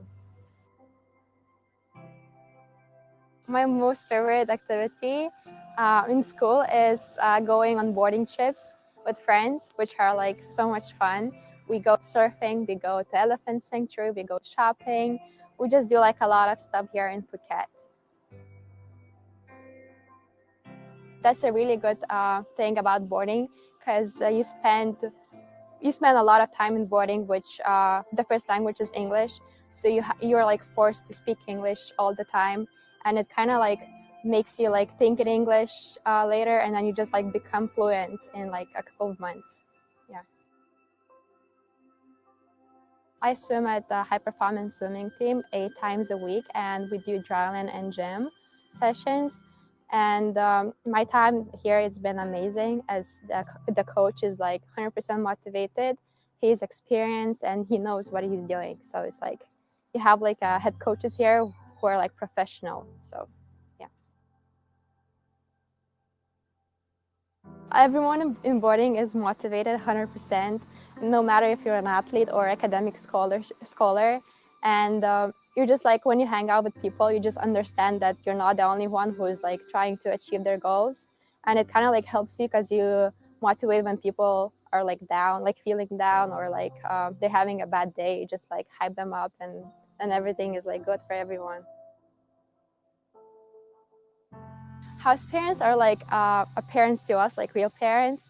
Like I live in a girls' boarding house, so we have 2 house parents which are like female, and they're like, one of them is like a mom, and the other is like more like a sister, and like we can go and talk to them about everything anytime. They're like always there for us or to help us, and so it's like really nice.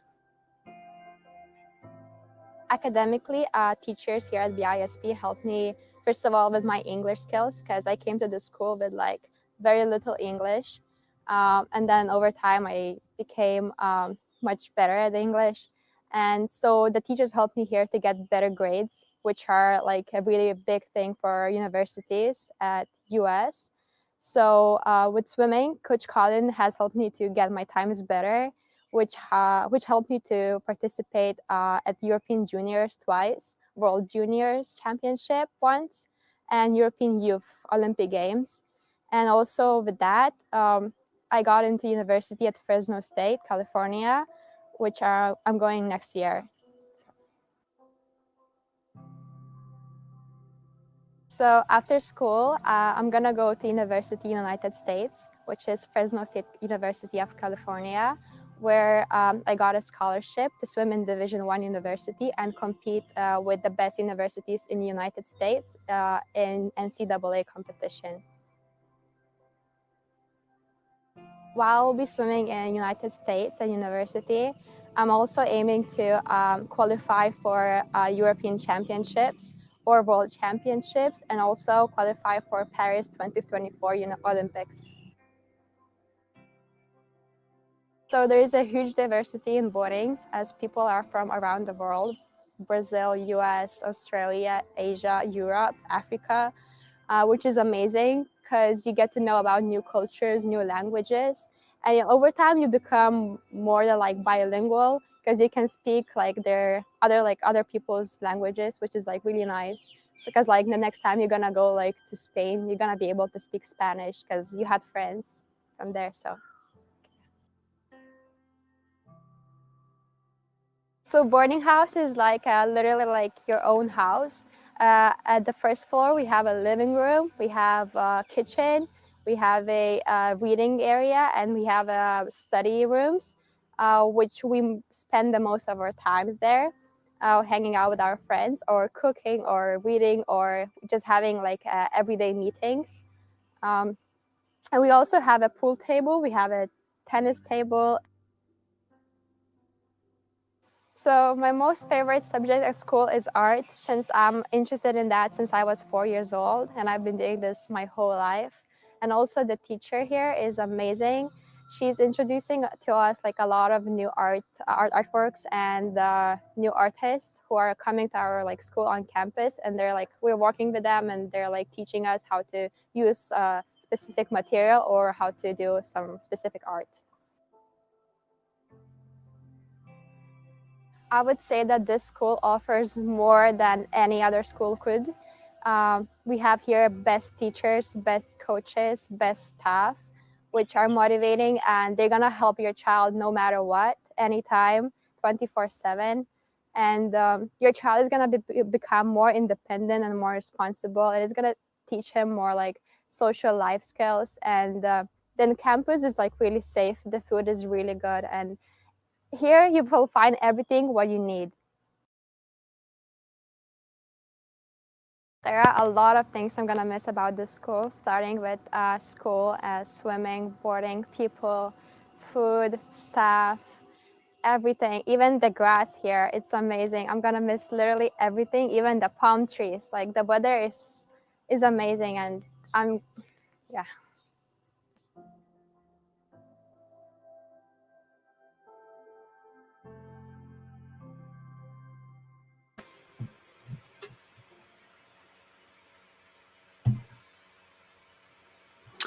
Fantastic. So that was the British International School in Phuket. And my colleagues told me that I once again forgot to unmute myself before I introduced the school and while I talked about the promotion for Ascot. So what I would like to do first is I want to first introduce that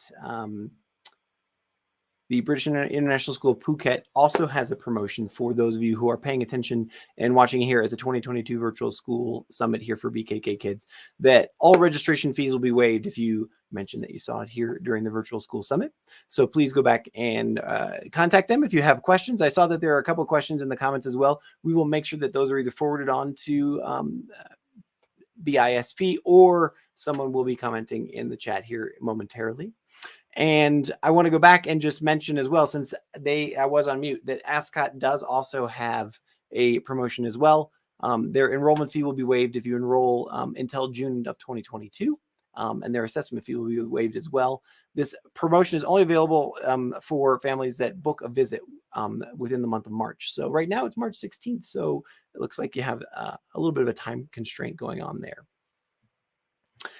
Now, we do have another speaker coming up here. Her name's Allison Cantrill, and so we're going to bring her on the stage here in just a little bit. We do have one more school to bring on the stage first before we do that, and that is Shrewsbury.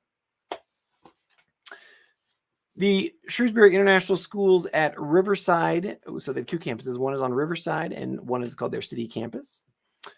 Benefiting from a genuinely inspiring and purpose-built environment on the banks of the Chao Phraya River in Sathorn, Shrewsbury. Shrewsbury Riverside is a well-established and highly successful school that sets the benchmark for international schooling in Thailand. With exceptional facilities from their early years garden to the brand new senior school and purpose-built sports hall, which opened in August of 2021, Riverside continues to set the standard of excellence. The journey each student at Shrewsbury takes is uniquely diverse, enriching them to become lifelong learners and dedicated members of the community. These skills are exemplified by their exceptional examination results, with 76% of A-level exams taken by Shrewsbury students in 2020 achieving straight A's or A grades, A-star or A grades, over 4 times higher than the UK average. If what you're looking for is a purpose-built primary school for the young learner, then Shrewsbury City Campus on Sukhumvit Rama 9, with highly experienced and dedicated teachers, is an all-encompassing curriculum. And in 2028, which opened in 2028, the students at the city campus benefit from modern facilities that encourage creativity and innovation in an environment where they can thrive. Every student who starts at city campus has an automatic place at Riverside when they graduate at the end of year 6. And so without further ado, let me play the formal presentation for Shrewsbury.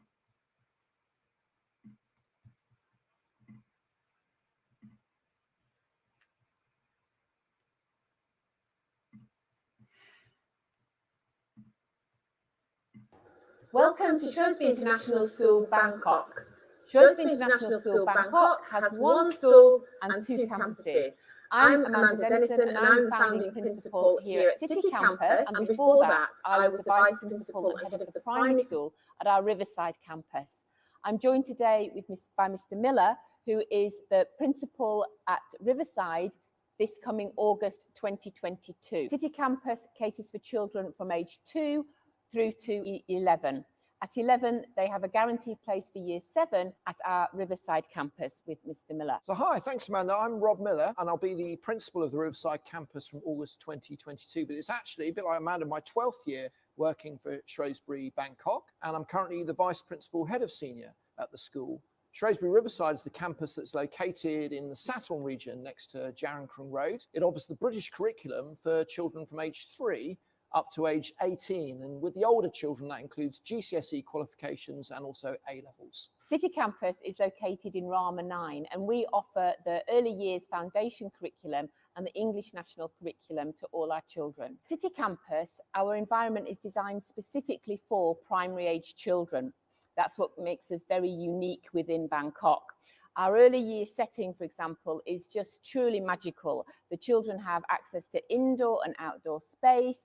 The outdoor space, we have a forest school, a splash play, sand pits, and wonderful, wonderful spaces for children to explore. We're passionate about following the children's interests in early years and up through into Key Stage 1 as well. It's through their interest that the children will learn and be passionate about learning in the future. So anything can happen down in early years. It's so exciting.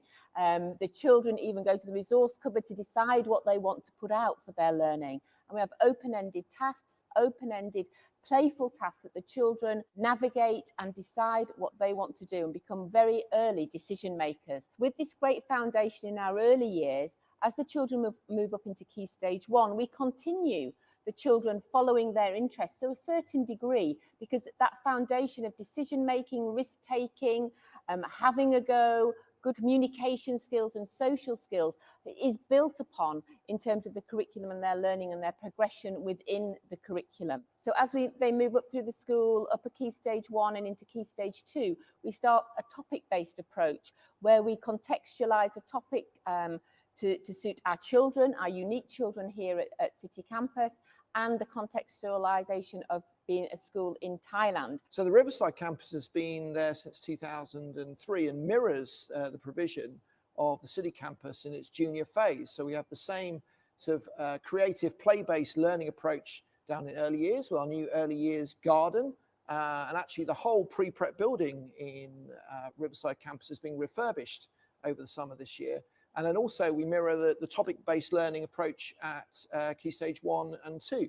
And all the great habits of learning that Amanda's talked about, the students bring up to the senior school at Riverside, where the students at junior school in Riverside are joined by the students at the junior school at City Campus, come together in the senior school. And the senior school, they get taught by specialist teachers in specialist classrooms. And we're really lucky that we've invested 1.1 billion baht in some new facilities for the teaching of students in senior school. And now we're going to share with you a video to take you around some of the new facilities in the senior school on the Riverside campus.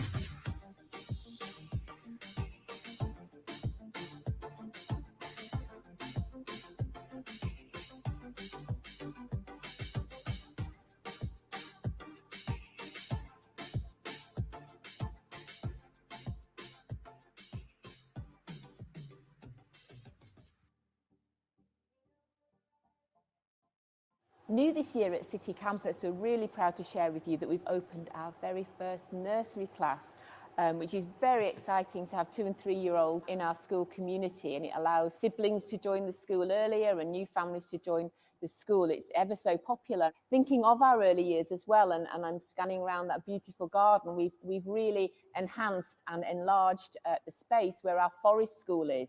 So we've got lots of trees and space, green space where the children, well, last time I was down there, in fact, they were camping and making food in our mud kitchen outside and singing songs. So it was kind of a very musical theme last time I was down there, but you never know what you're going to find. But our forest school is an excellent space, and 2 of our teachers are actually being trained in forest school teaching, which is quite an extensive program and qualification to receive. So we're looking forward to the developments in that area over the next 18 months or so. It's really, really exciting. Primary building, we've got a brand new science lab that's up and running with a new science leader who's really, really passionate about it, with our first science fair taking place in a couple of weeks. And we've also got our new orchestra program that I believe you've also got at Riverside. We're sort of mirroring that program that's happening. So we've got a lovely, lovely, small but beautiful orchestra developing.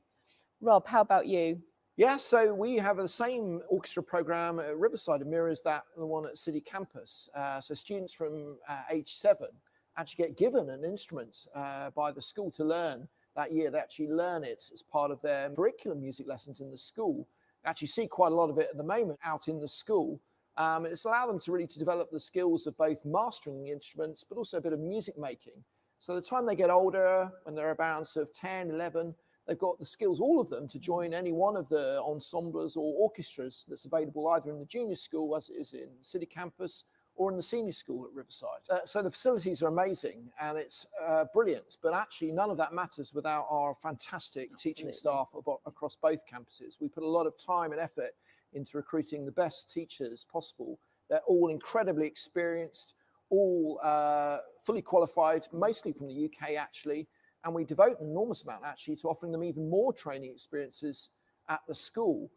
They're really, really passionate about their teaching, whether they are subject specialists in the senior school at Riverside or whether they're junior school teachers down in early years at the City Campus. And now that they have these amazing facilities on both sites, it really allows the students incredible opportunities to learn with these incredible teachers in these incredible facilities, and offers them opportunities really to learn all the way through the school up to the oldest year groups, where they're preparing for universities that have very similar facilities to the facilities we've got at the school. And our track record in terms of getting students from the school into amazing world-class institutions is incredibly consistent. I think in the time that I've been here, we've had nearly 50 students go on to Oxford and Cambridge University alone. We've got 3 more students this year, including an offer for medicine and for education, a subject very dear to our heart at Cambridge University, which is absolutely brilliant. Overall, about half of our graduates go on to university in the UK. Sort of around about a third will go on to colleges in the US, including places like Stanford and Yale, Berkeley. And also we have around 15% going on to universities in Thailand, and those actually are mostly students who are interested in medicine. So the co-curricular program is echoed also at Riverside. I think every day we've got somewhere around over 50 activities going on with the students, everything from Current Affairs Club, which I run actually, through to Cross Stitch Club. Also big sport, music and drama programs, just like they've got at City Campus. We also run the International Award, which is an international version of the Duke of Edinburgh's Awards that's run in the UK.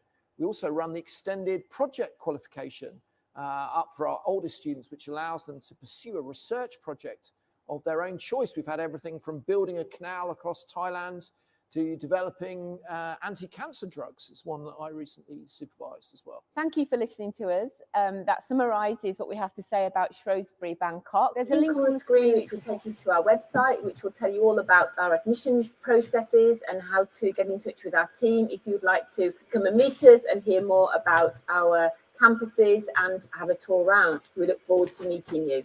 That's all from today. Thank you so much for joining us. We hope to see you soon. Bye-bye. Fantastic. So that was the Shrewsbury presentation. And now, without further ado, I would like to bring on our last specialist for today, which is Allison Cantrell. So Allison, I'm going to bring you on the stage with me now. Hello, hello. Hi, can you hear me? I can hear you just fine. You are the head of careers and pathways at Bangkok Prep. Yeah. We had a good time speaking with people at Bangkok Prep earlier. And you're going to talk with us about A-levels and BTech. I am, yes. I have some slides to share, so I'm just going to share my screen first. Let me know. Let's see. As You soon can as you see. Okay. I've never used this platform before, so bear with me. No worries. We like to keep everybody on their toes. Okay.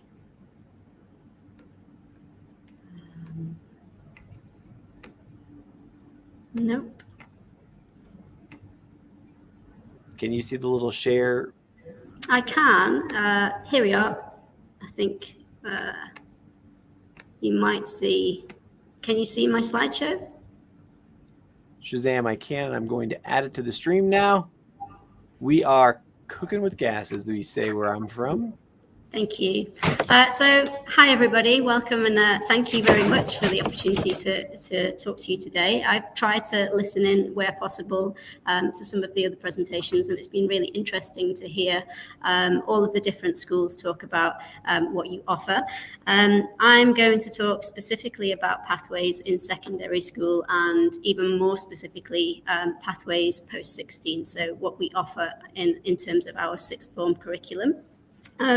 So I think Laurie spoke to you before about our vision, but I would like to start off by just saying that our curriculum is always student-centered, and it has all of our learners in mind in terms of the development of our curriculum, but also the delivery as well. And actually, we recognize that all students learn differently, and therefore we need to cater to that in our classrooms. So we've actually, in the last few years, really diversified our curriculum to reflect that, and I'll be talking about that a little bit shortly. But I wanted to start off by talking about our curriculum lower down the secondary school, actually, because it really feeds into what we offer in the sixth form. And I recognise there'll be parents here whose children are maybe learning in a different context right now, and maybe thinking about making the switch to a different school later on. But it's useful to understand, I think, the background of a school and where a curriculum is coming from in order to better appreciate where it takes the student at the end of their journey. So definitely in Key Stage 3, we're all about offering breadth in subjects and encouraging students to explore where their interests might lie. So it's very much an exploratory phase, and what that enables students to do is to identify for themselves where their strengths lie, but also what they're really engaged and interested in. And that leads on to, by the time they reach year 10, so in the British curriculum system, year 10 is the start of Key Stage 4, and that's when they really begin to hone in on those interests and really have the first opportunity to make choices on their journey through their education. So they begin to sit formal examinations in Key Stage 4. We offer the IGCSE exams in most of our subjects, but we also offer GCSEs as well. And that's the culmination of 2 years of work in subjects of their choosing, but also some core subjects as well. So we still make sure in Key Stage 4 that there is breadth in what they study, so that they don't close down their options too early, and they're open-minded about what they might want to do in the future. So that brings us to talking about the sixth form curriculum.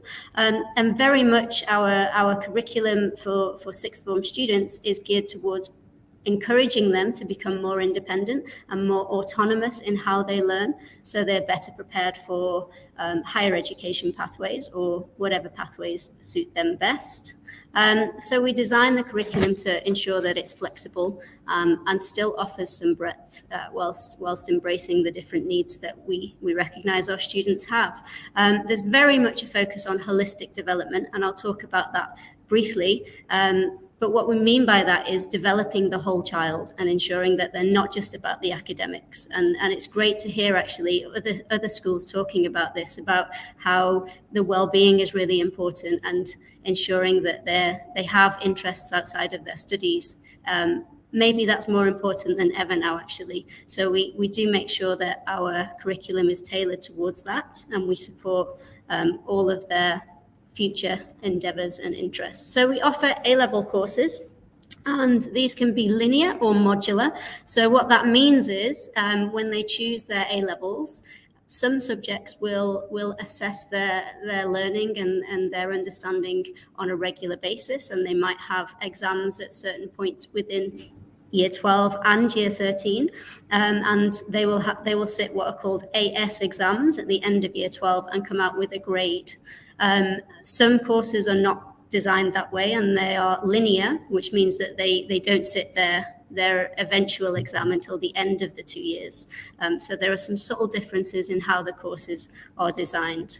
We also offer the BTEC, and I'm going to talk in a bit more detail about that in a moment, because I think that this is a qualification which, although it's been around for some time actually, there's some misunderstanding about what this might mean and what it is. So hopefully we can dispel some myths with that as well. But the BTEC qualifications are all 2-year courses, so they last for the duration of sixth form from the start of Year 12 until the end of Year 13. We offer the extended project qualification in addition to the courses that they choose. And I'll talk again a bit more about how beneficial the extended project qualification can be.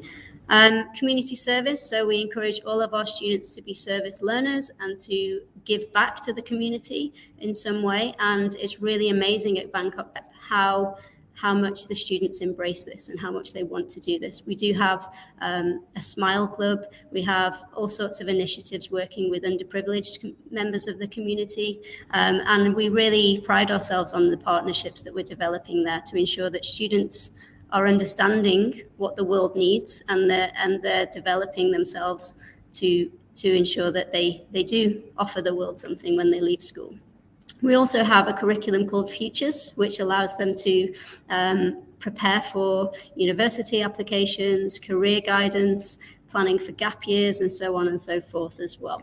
And then finally, they do have some core subjects to ensure balance within their curriculum. So as you can see, it's very holistic, and it ensures that we have the well-being of the student in mind, as well as their academic performance and the outcomes as well. So what are BTECs? They stand for Business and Technology Education Council, and they've been around for some time, actually on the international circuit, not quite as long, but still over 50 countries now offer BTEC qualifications. So it is not just a UK-centric qualification, although that's where it originates.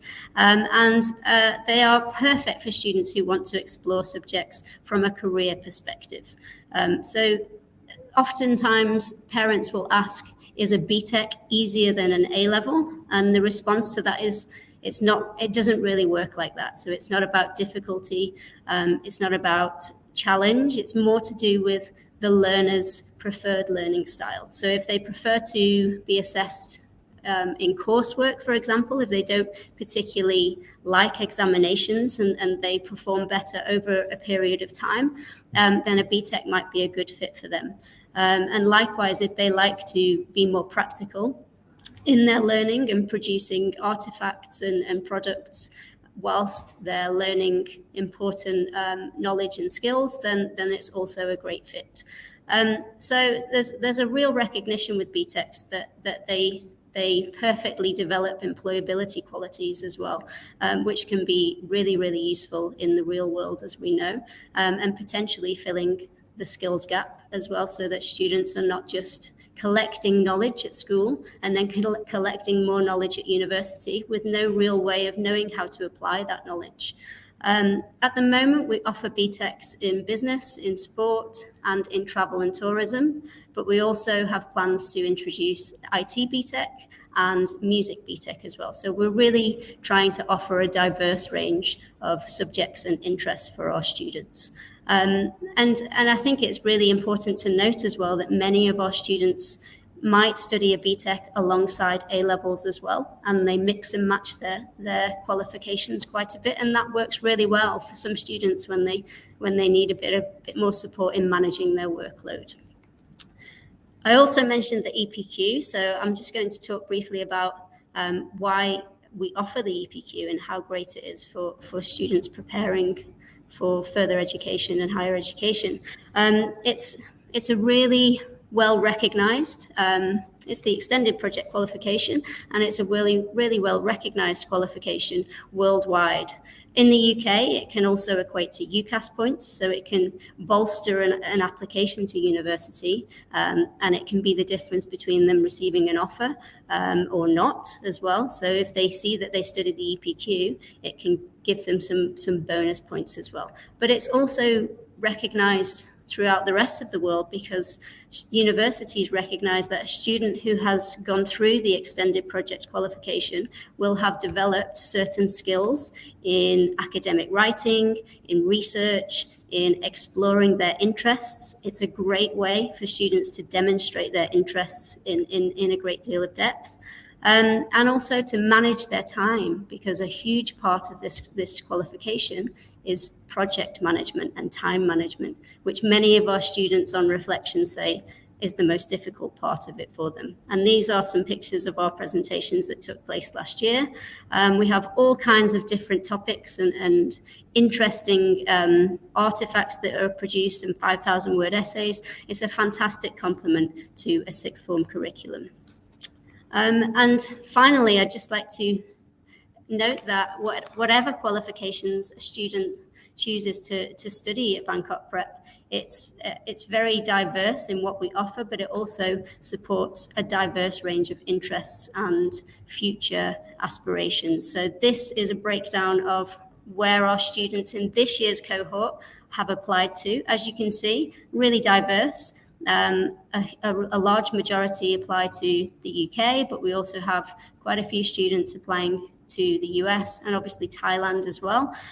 So these qualifications can take those students to all of these places with support with their applications, of course. So I'm just going to stop sharing. I have no concept of time. I don't know how long that took. So hopefully it's around about the 10-minute mark. Yeah, you're great. Thank you so much for putting all that information on the table for us all. It was super informative, and I love that there are multiple choices. You know, we focus so much so often on the IB program and the IB diploma or the A levels or whatever. It's great to hear about the different options that are available for different learning. So thank you so much for presenting today. Thank you for having me. Thank you. Have a wonderful morning. You too. Bye. All right, folks, we are still here. We're here live at the 2022 Virtual School Summit from BKK Kids. We have, I'm just looking right now, 1, 2, 3, 4, 5 schools left to go through here. But I want to remind everybody that we are live, and if you do have a question, if you do have a comment about any of the schools that you've seen today, or that we're going to be continuing to present here over the next half hour or so, please do put it in the chat, because we can either forward it to the school, or the school can look at it either on Facebook or on YouTube and respond to you directly. I also want to remind you that if you do participate, there are those 3 prizes that we're going to be giving away at the end of tomorrow's session, which is a focus on American schools, IB schools, and other curriculums. And those are Amazon gift card. There we have 8 tickets to Vana Nava that we're going to be giving away in 2 batches, and we do have the one giveaway of a night at the Sofitel Sukhumvit in Bangkok, which is my personal favorite. But there you go. So without any further ado, let us move on to our first of 2 region schools. So I want to make sure that as we, if you're watching this, there are going to be 2 different region schools that we're going to be talking about here, and so just want to make everyone aware of that. This is Regents International School Bangkok. Regents International School Bangkok is one of the leading schools in Thailand. They are a day and boarding school for years 2 to 18. They are passionate about developing the whole person through academic, physical, cultural, and social experiences. They are guided by the British curriculum from the early years foundation stages, leading to IGCSEs, although they go beyond it in many places. Post 16, we adopt the ID diploma program. Academic results are excellent. They score some of the best IB results in Thailand and Southeast Asia. Their students go on to some of the best universities in the world, and they have a fantastic extracurricular program. The school works hard to cultivate a friendly, happy family atmosphere while not shirking from hard work and high standards. And so without further ado, let us look at the presentation from Regents.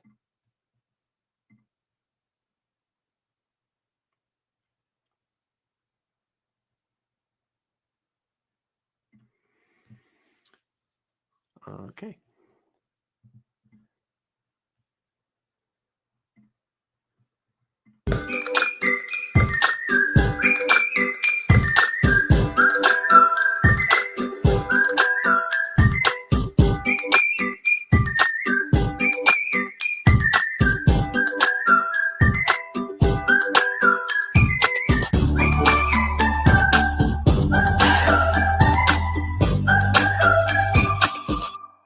My favorite thing about the school is that I like to hang out with my friends and learn interesting subjects in classes. My favorite thing about this school is how friendly and kind everyone is. My favorite subject is math and art.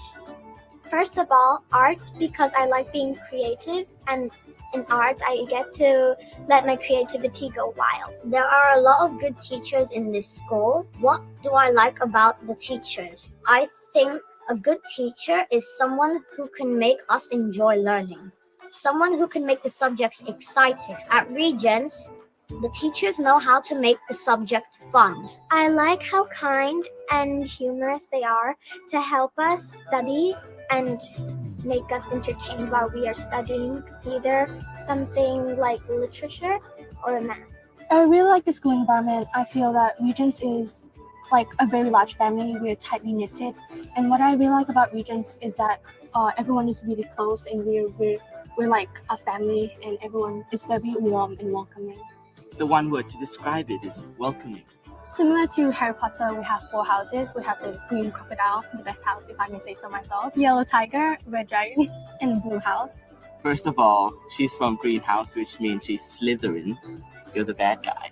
What the house system introduces to us is the fact that in a house, there's students from every single year group, which means that there will always be big brother, big sister, and little brother and little sister. And houses events such as house competitions, it gives students an opportunity to help those younger than them or ask help from those older than them. So the Regents Medical Volunteer Society is a group of aspiring doctors. It is established originally as a CAS project, part of the IB diploma program. However, it has evolved to become a school-based organization with the support of the school. I have to say, I want to help people. One of the things that money can't buy is health. If I manage to become a doctor, I will have the knowledge and the capability of helping someone in a way that literally almost no one else can.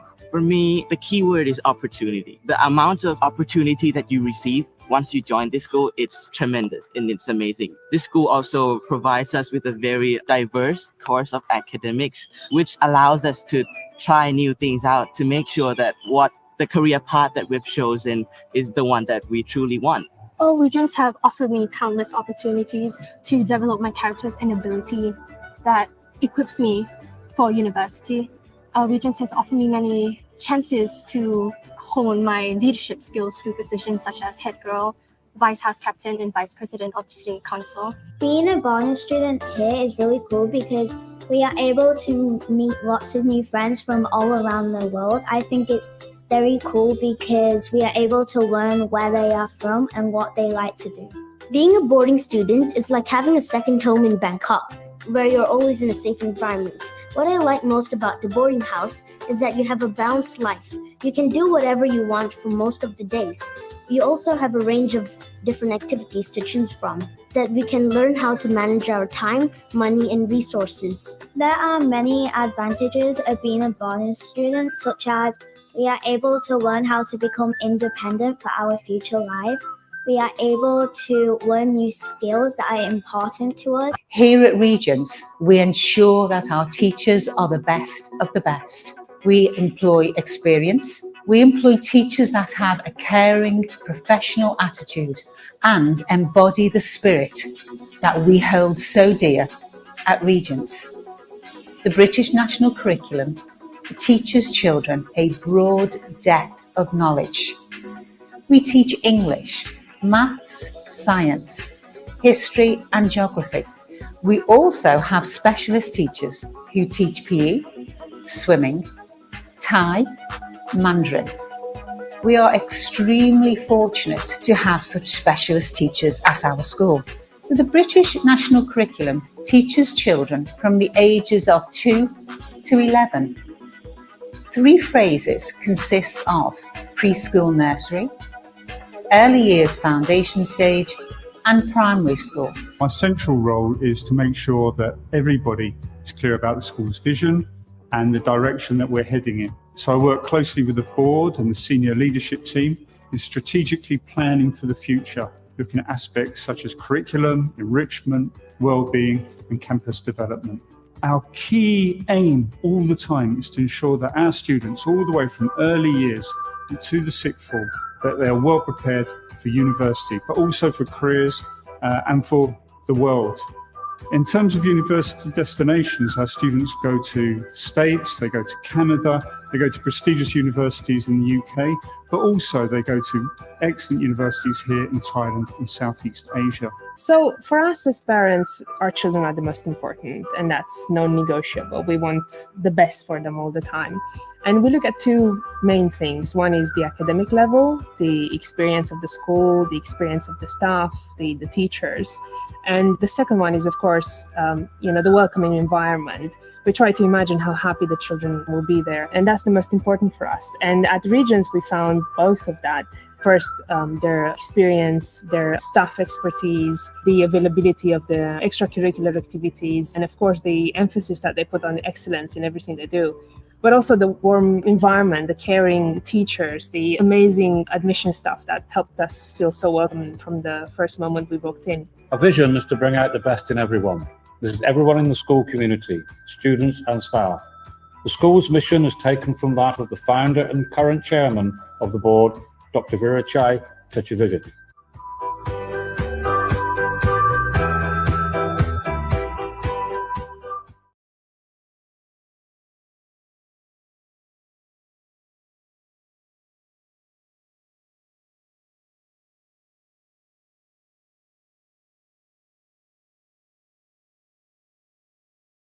Excellent. That was the first Regents. And so now I would like to introduce the second Regents that we have, which is the Regents International School, Pattaya. Regents International School's Pattaya in Chonburi, where their Be Ambitious philosophy drives the development of their students and helps mold them into truly global citizens. Their day and boarding school, which caters to children from the ages of 2 to 18, has been the most successful and sought-after educational institution on the Eastern Seaboard for over 20 years. At their state-of-the-art campus, their talented team of teachers deliver the International Baccalaureate program and the EdExcel and Cambridge IGCSE curricula to provide students with the best possible springboard to their choice of internationally renowned universities. They provide children with a truly multilingual education, teaching English, Thai, Spanish, French, Mandarin, Korean, and Russian. Their outstanding facilities, including high-tech science labs and a vibrant creative arts center, provide the perfect environment for their innovative focus on STEAM, which is science, technology, engineering, arts, and mathematics learning. Now, without further ado, let's play the presentation from Pattaya.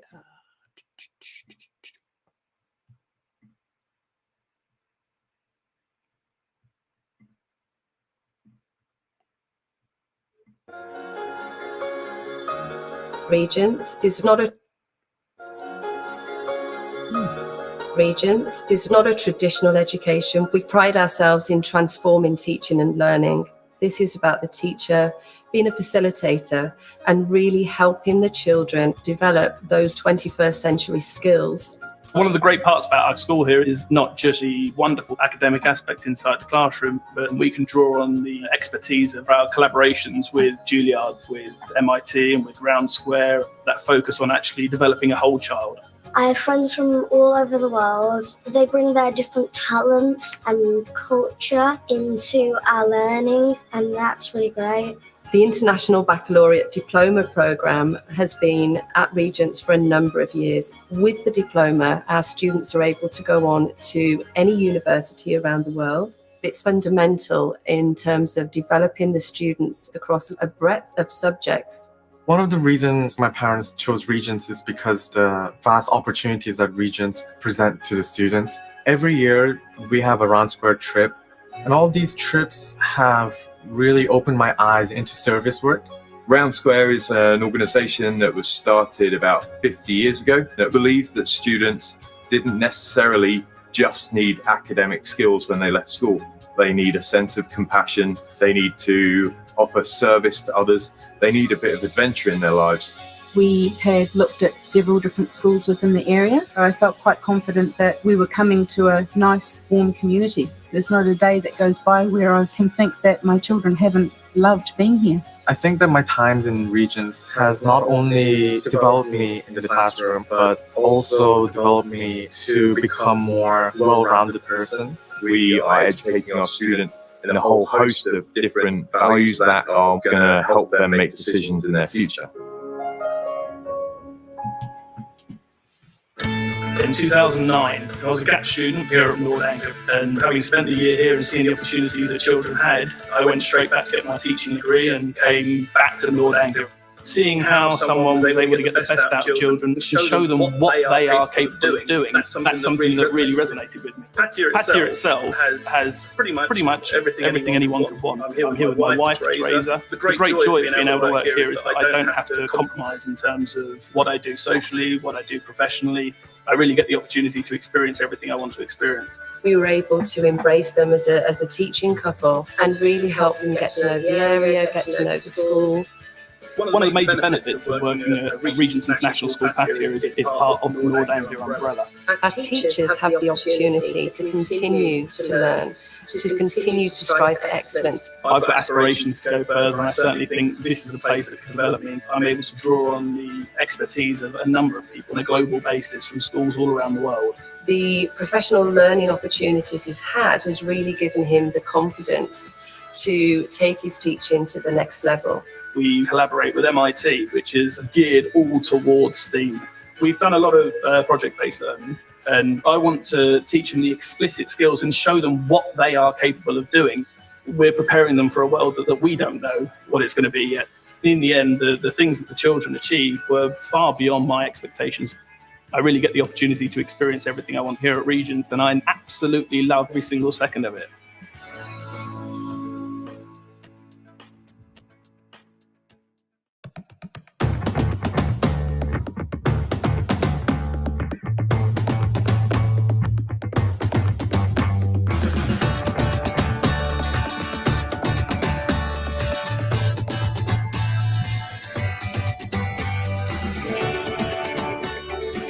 Contrary to popular belief, the IB isn't an elite program. It's an incredibly inclusive program that offers so many different subjects for the children to be able to choose.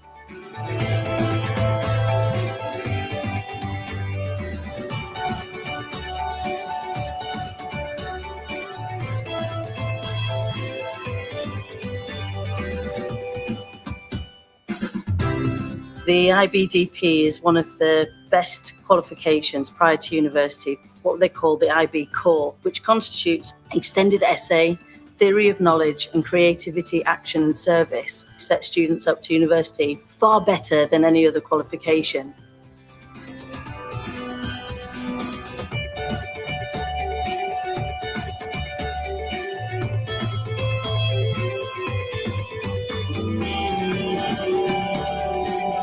The IB is a rigorous program, but it is most definitely rewarding.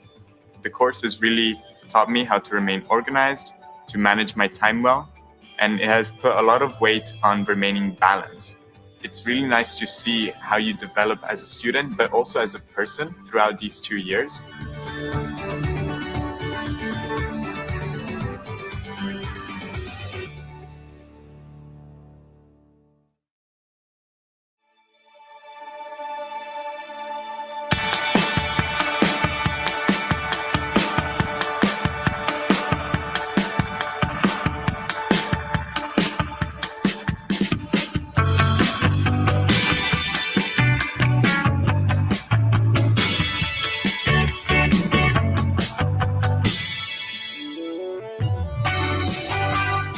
We knew that Regents was the right school for our daughter, but being based in Bangkok, the commute wasn't actually an option for us. We were very happy to find that boarding was available at Regents. We found a place where the environment was very different from Bangkok, away from some pollution, more space, much more suitable for a child to grow and to mature.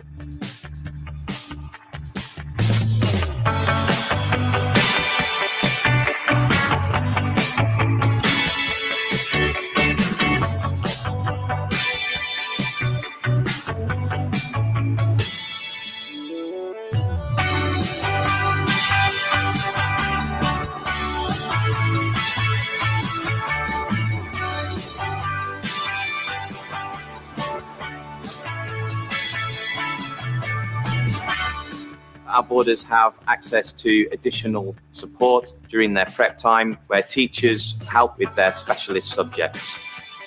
We have fantastic facilities at the school, and the boarders have access at the evenings and the weekends. Boarding is something that is very special. You can really make a difference in helping a child become a very successful adult. As a boarder, I have learned responsibility and developed independence and made lifelong friends. I feel like Regents is my second home.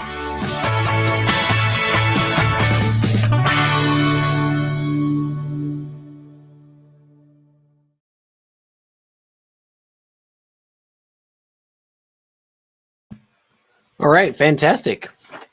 That was Regents in Pattaya. Pattaya. I always get that wrong. Next up, we have a rugby school. Fantastic. With no further ado, Rugby School Thailand. Rugby School develops academically apt, kind, and well-rounded children. They draw from our 450-year-old British private school legacy that combines academic excellence with co-curricular activities and traditional values. Exemplifying their whole person, whole point philosophy, their education goes well beyond the classroom. They also nurture the mind, body, and spirit of their students, helping them grow holistically and succeed in all areas of life. The 80-acre campus sits in the majestic countryside of Thailand's eastern seaboard near Pattaya, Chonburi. With the glorious setting, a huge variety of activities and expert pastoral care, their children enjoy a healthy, active lifestyle and support a successful journey through school. So without further ado, let's watch the presentation from Rugby. Reach for the stars, fly high as we can. Let the wind move the mountain. We can do it, yes we can. Reach for the stars, perfect clouds and the rainbow. Dreams tomorrow, dreams.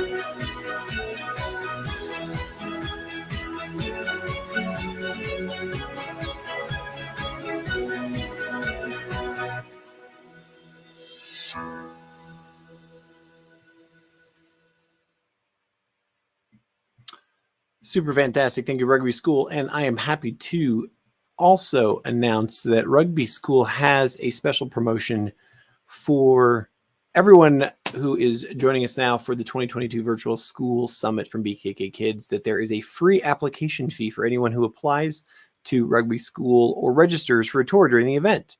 If you apply or register and you enroll and start before the 1st of September, they'll provide 50,000 baht off the acceptance fee.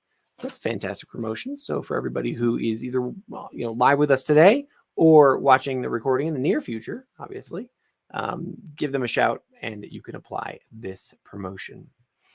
Our next school, we have 2 more schools to go. Our next school is St. Andrews. Don't get them confused with these other St. Andrews that we spoke with earlier. This is St. Andrews International School, Sathorn, which is a Cognita school. St. Andrews International School in Sathorn is a small community-based school set within the central business district of Bangkok. A short walk from popular residences such as the Met, Sathorn Garden, Sathorn Park Place, and the Sukhothai residence. Set within a beautiful heritage building, the classrooms at St. Andrews are bright and stimulating, and trips to the library, IT cooking room, and music room enable a full creative curriculum to be accessed by all children. Access to a 25-meter swimming pool, performances each term in our Performing Arts Hall, and learning new sports in the multipurpose hall and hard court outside allow students at Sathorn a broad learning. There's even a parent cafe so that their community can easily get together during the school day. Many of the children live within the local community and manage to avoid the Bangkok traffic altogether by walking to school, a rare opportunity in Bangkok. So without further ado, let me share the St. Andrews presentation.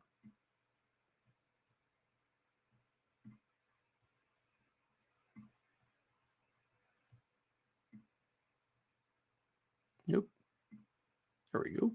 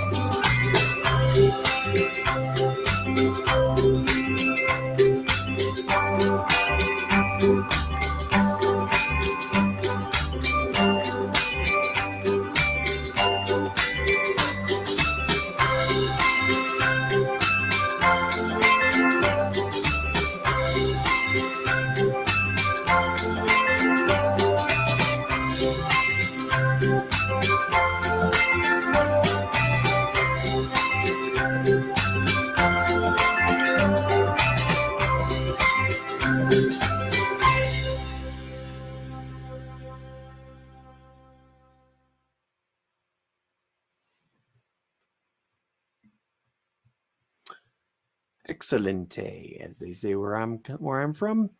That was our second to last school, and I want to let everybody know that St. Andrews also has a promotion for everyone who is visiting us for the 2022 Virtual School Summit here, and that is that if you mention that you saw this at the Virtual Summit, that they will waive their enrollment fee. So it's a very nice promotion. So if you're checking out the Virtual School Summit, either right now live or in the recording, mention this and you can get that enrollment fee waived.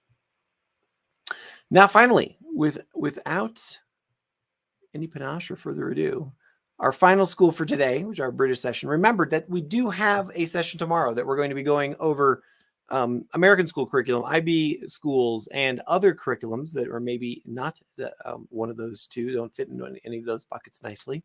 And also remember as well that we do have those 3 giveaway prizes, the Amazon gift cards, the tickets to Vananava, and also the giveaway of the one-night stay at the Sofitel in Sukhumvit.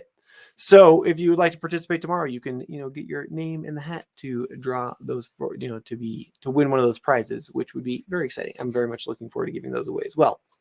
So without further ado, let's talk about St. Stephen's.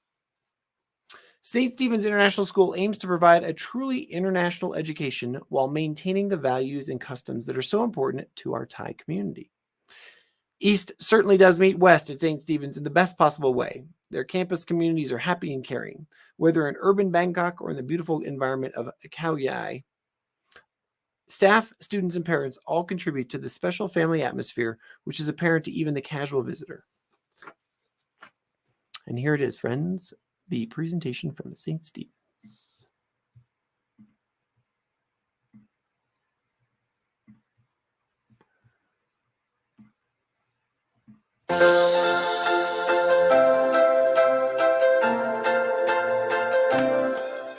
Hi, my name is Tyler, and welcome to St. Stephen's International School, where East meets West.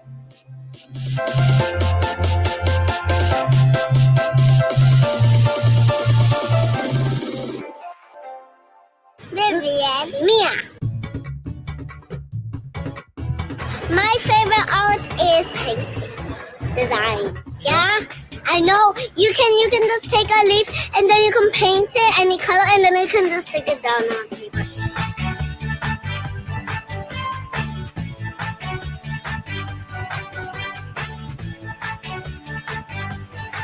So now we're in class year 3AL, and we're here with Miss Alex Long. So what are you teaching right now? Oh, so today the students in year 3, they're in the middle of their IPC topic, which is paintings, pictures and photographs. And today they're learning 2 skills. They're learning colour mixing and they're also learning the technique of pointillism.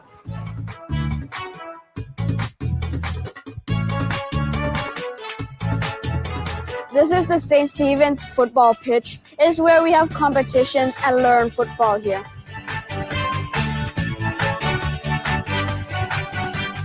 We have the gym, so this is where we learn badminton, basketball, dodgeball, and a lot more indoor sports.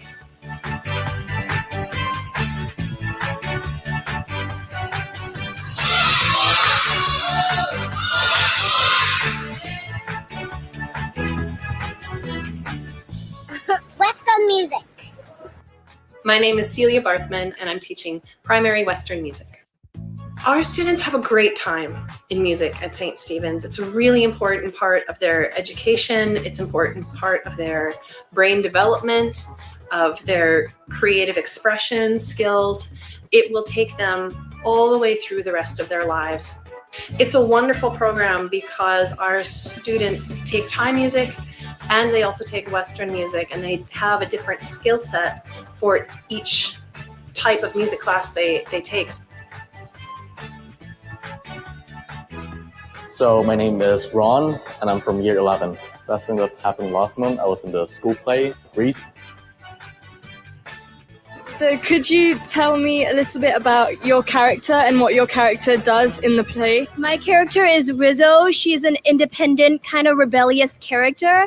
She kind of leads the Pink Ladies and plays around with Sandy and Danny quite a lot.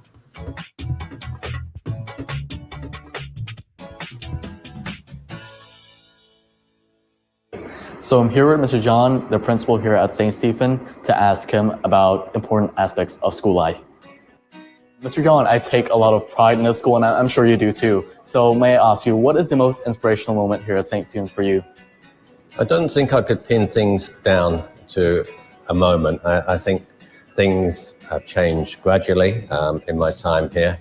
Obviously, when you're working in a school, when you're managing a school, you're leading it, it's to a certain extent it revolves around some of your ideas. And to see some of those ideas come into practice within the school, and to see students develop and get the benefit of those ideas or my input is very gratifying to me.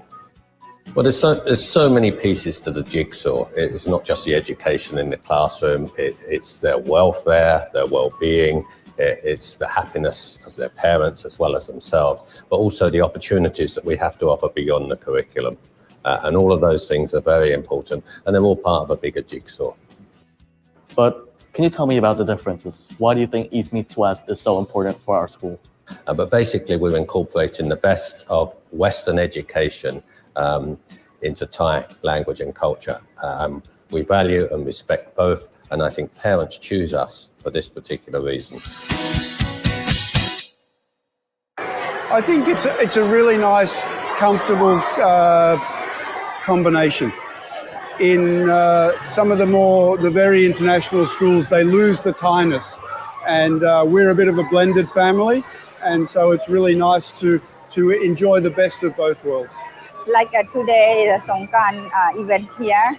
Yeah, I think the student here can learn the Thai culture, but at the same time, for international here, they can get like a Western mentality and analytical skill. I really like that the standard of teaching is the same as I'd expect at a good school back home, and that was the main reason I came here. I think it's a great environment, and I think the teaching model is world class. When I took her here for a trial class in the English weekend school, and when we were back home, she told me that she wanted to come to school. I asked her this question several times. Are you sure you're going to move to the new school? And she said, yes, of course, Mom. I love the teachers, I love the staff, I love the facilities and everything. 1 year at school, I saw a lot of improvements from Namon. First of all, is her attitude. I believe she has got more confident in speaking English and to connect with new friends. My name is Paprang and I'm studying in year 11. I am really close to my teachers and my friends, and I get to talk to every single person in my year group when we're in class, because the mixture is, we have a lot of variety in our subjects, and then I get to learn with people I don't often talk to. So it makes me close to every single person in my year group. Do you have anything you'd like to say to the future family here? Come and visit us. What you will see is a school in development. You'll see a school with a great curriculum, outstanding teachers, many of them with international experience, and you'll see a friendly atmosphere, okay? Lovely, hard-working students, great parents, and as I say, outstanding teachers. Thank you for joining us at St. Stephen's. We hope to see you here soon.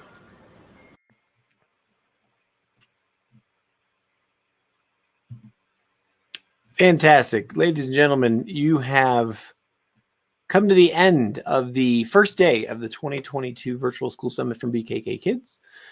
This wraps up our British school presentation. I want to thank all of the schools and all the presenters for providing us with their presentations, for doing all the Q&A, and I especially want to thank everybody who came today, actually asked some questions, actually showed up, and hopefully learned a lot about some of the schools here in Bangkok. We do have a presentation tomorrow as well. The summit continues tomorrow with our American schools, our IB diploma schools, and other curricula as well. So please, come join us tomorrow at 9 a.m. Bangkok time, and we'll be doing it all over again, but obviously with a whole bunch of different schools. So thank you very much for joining us today. If you want to get in touch with us, you can find us on Facebook, Twitter, YouTube at BKK Kids. And then obviously you can always email us at info@bkkkids.com. My name is Stephen Laddick. I'm the director of BKK Kids. And so I wish you a good day today. And I hope that I will see you again tomorrow. Have a nice one.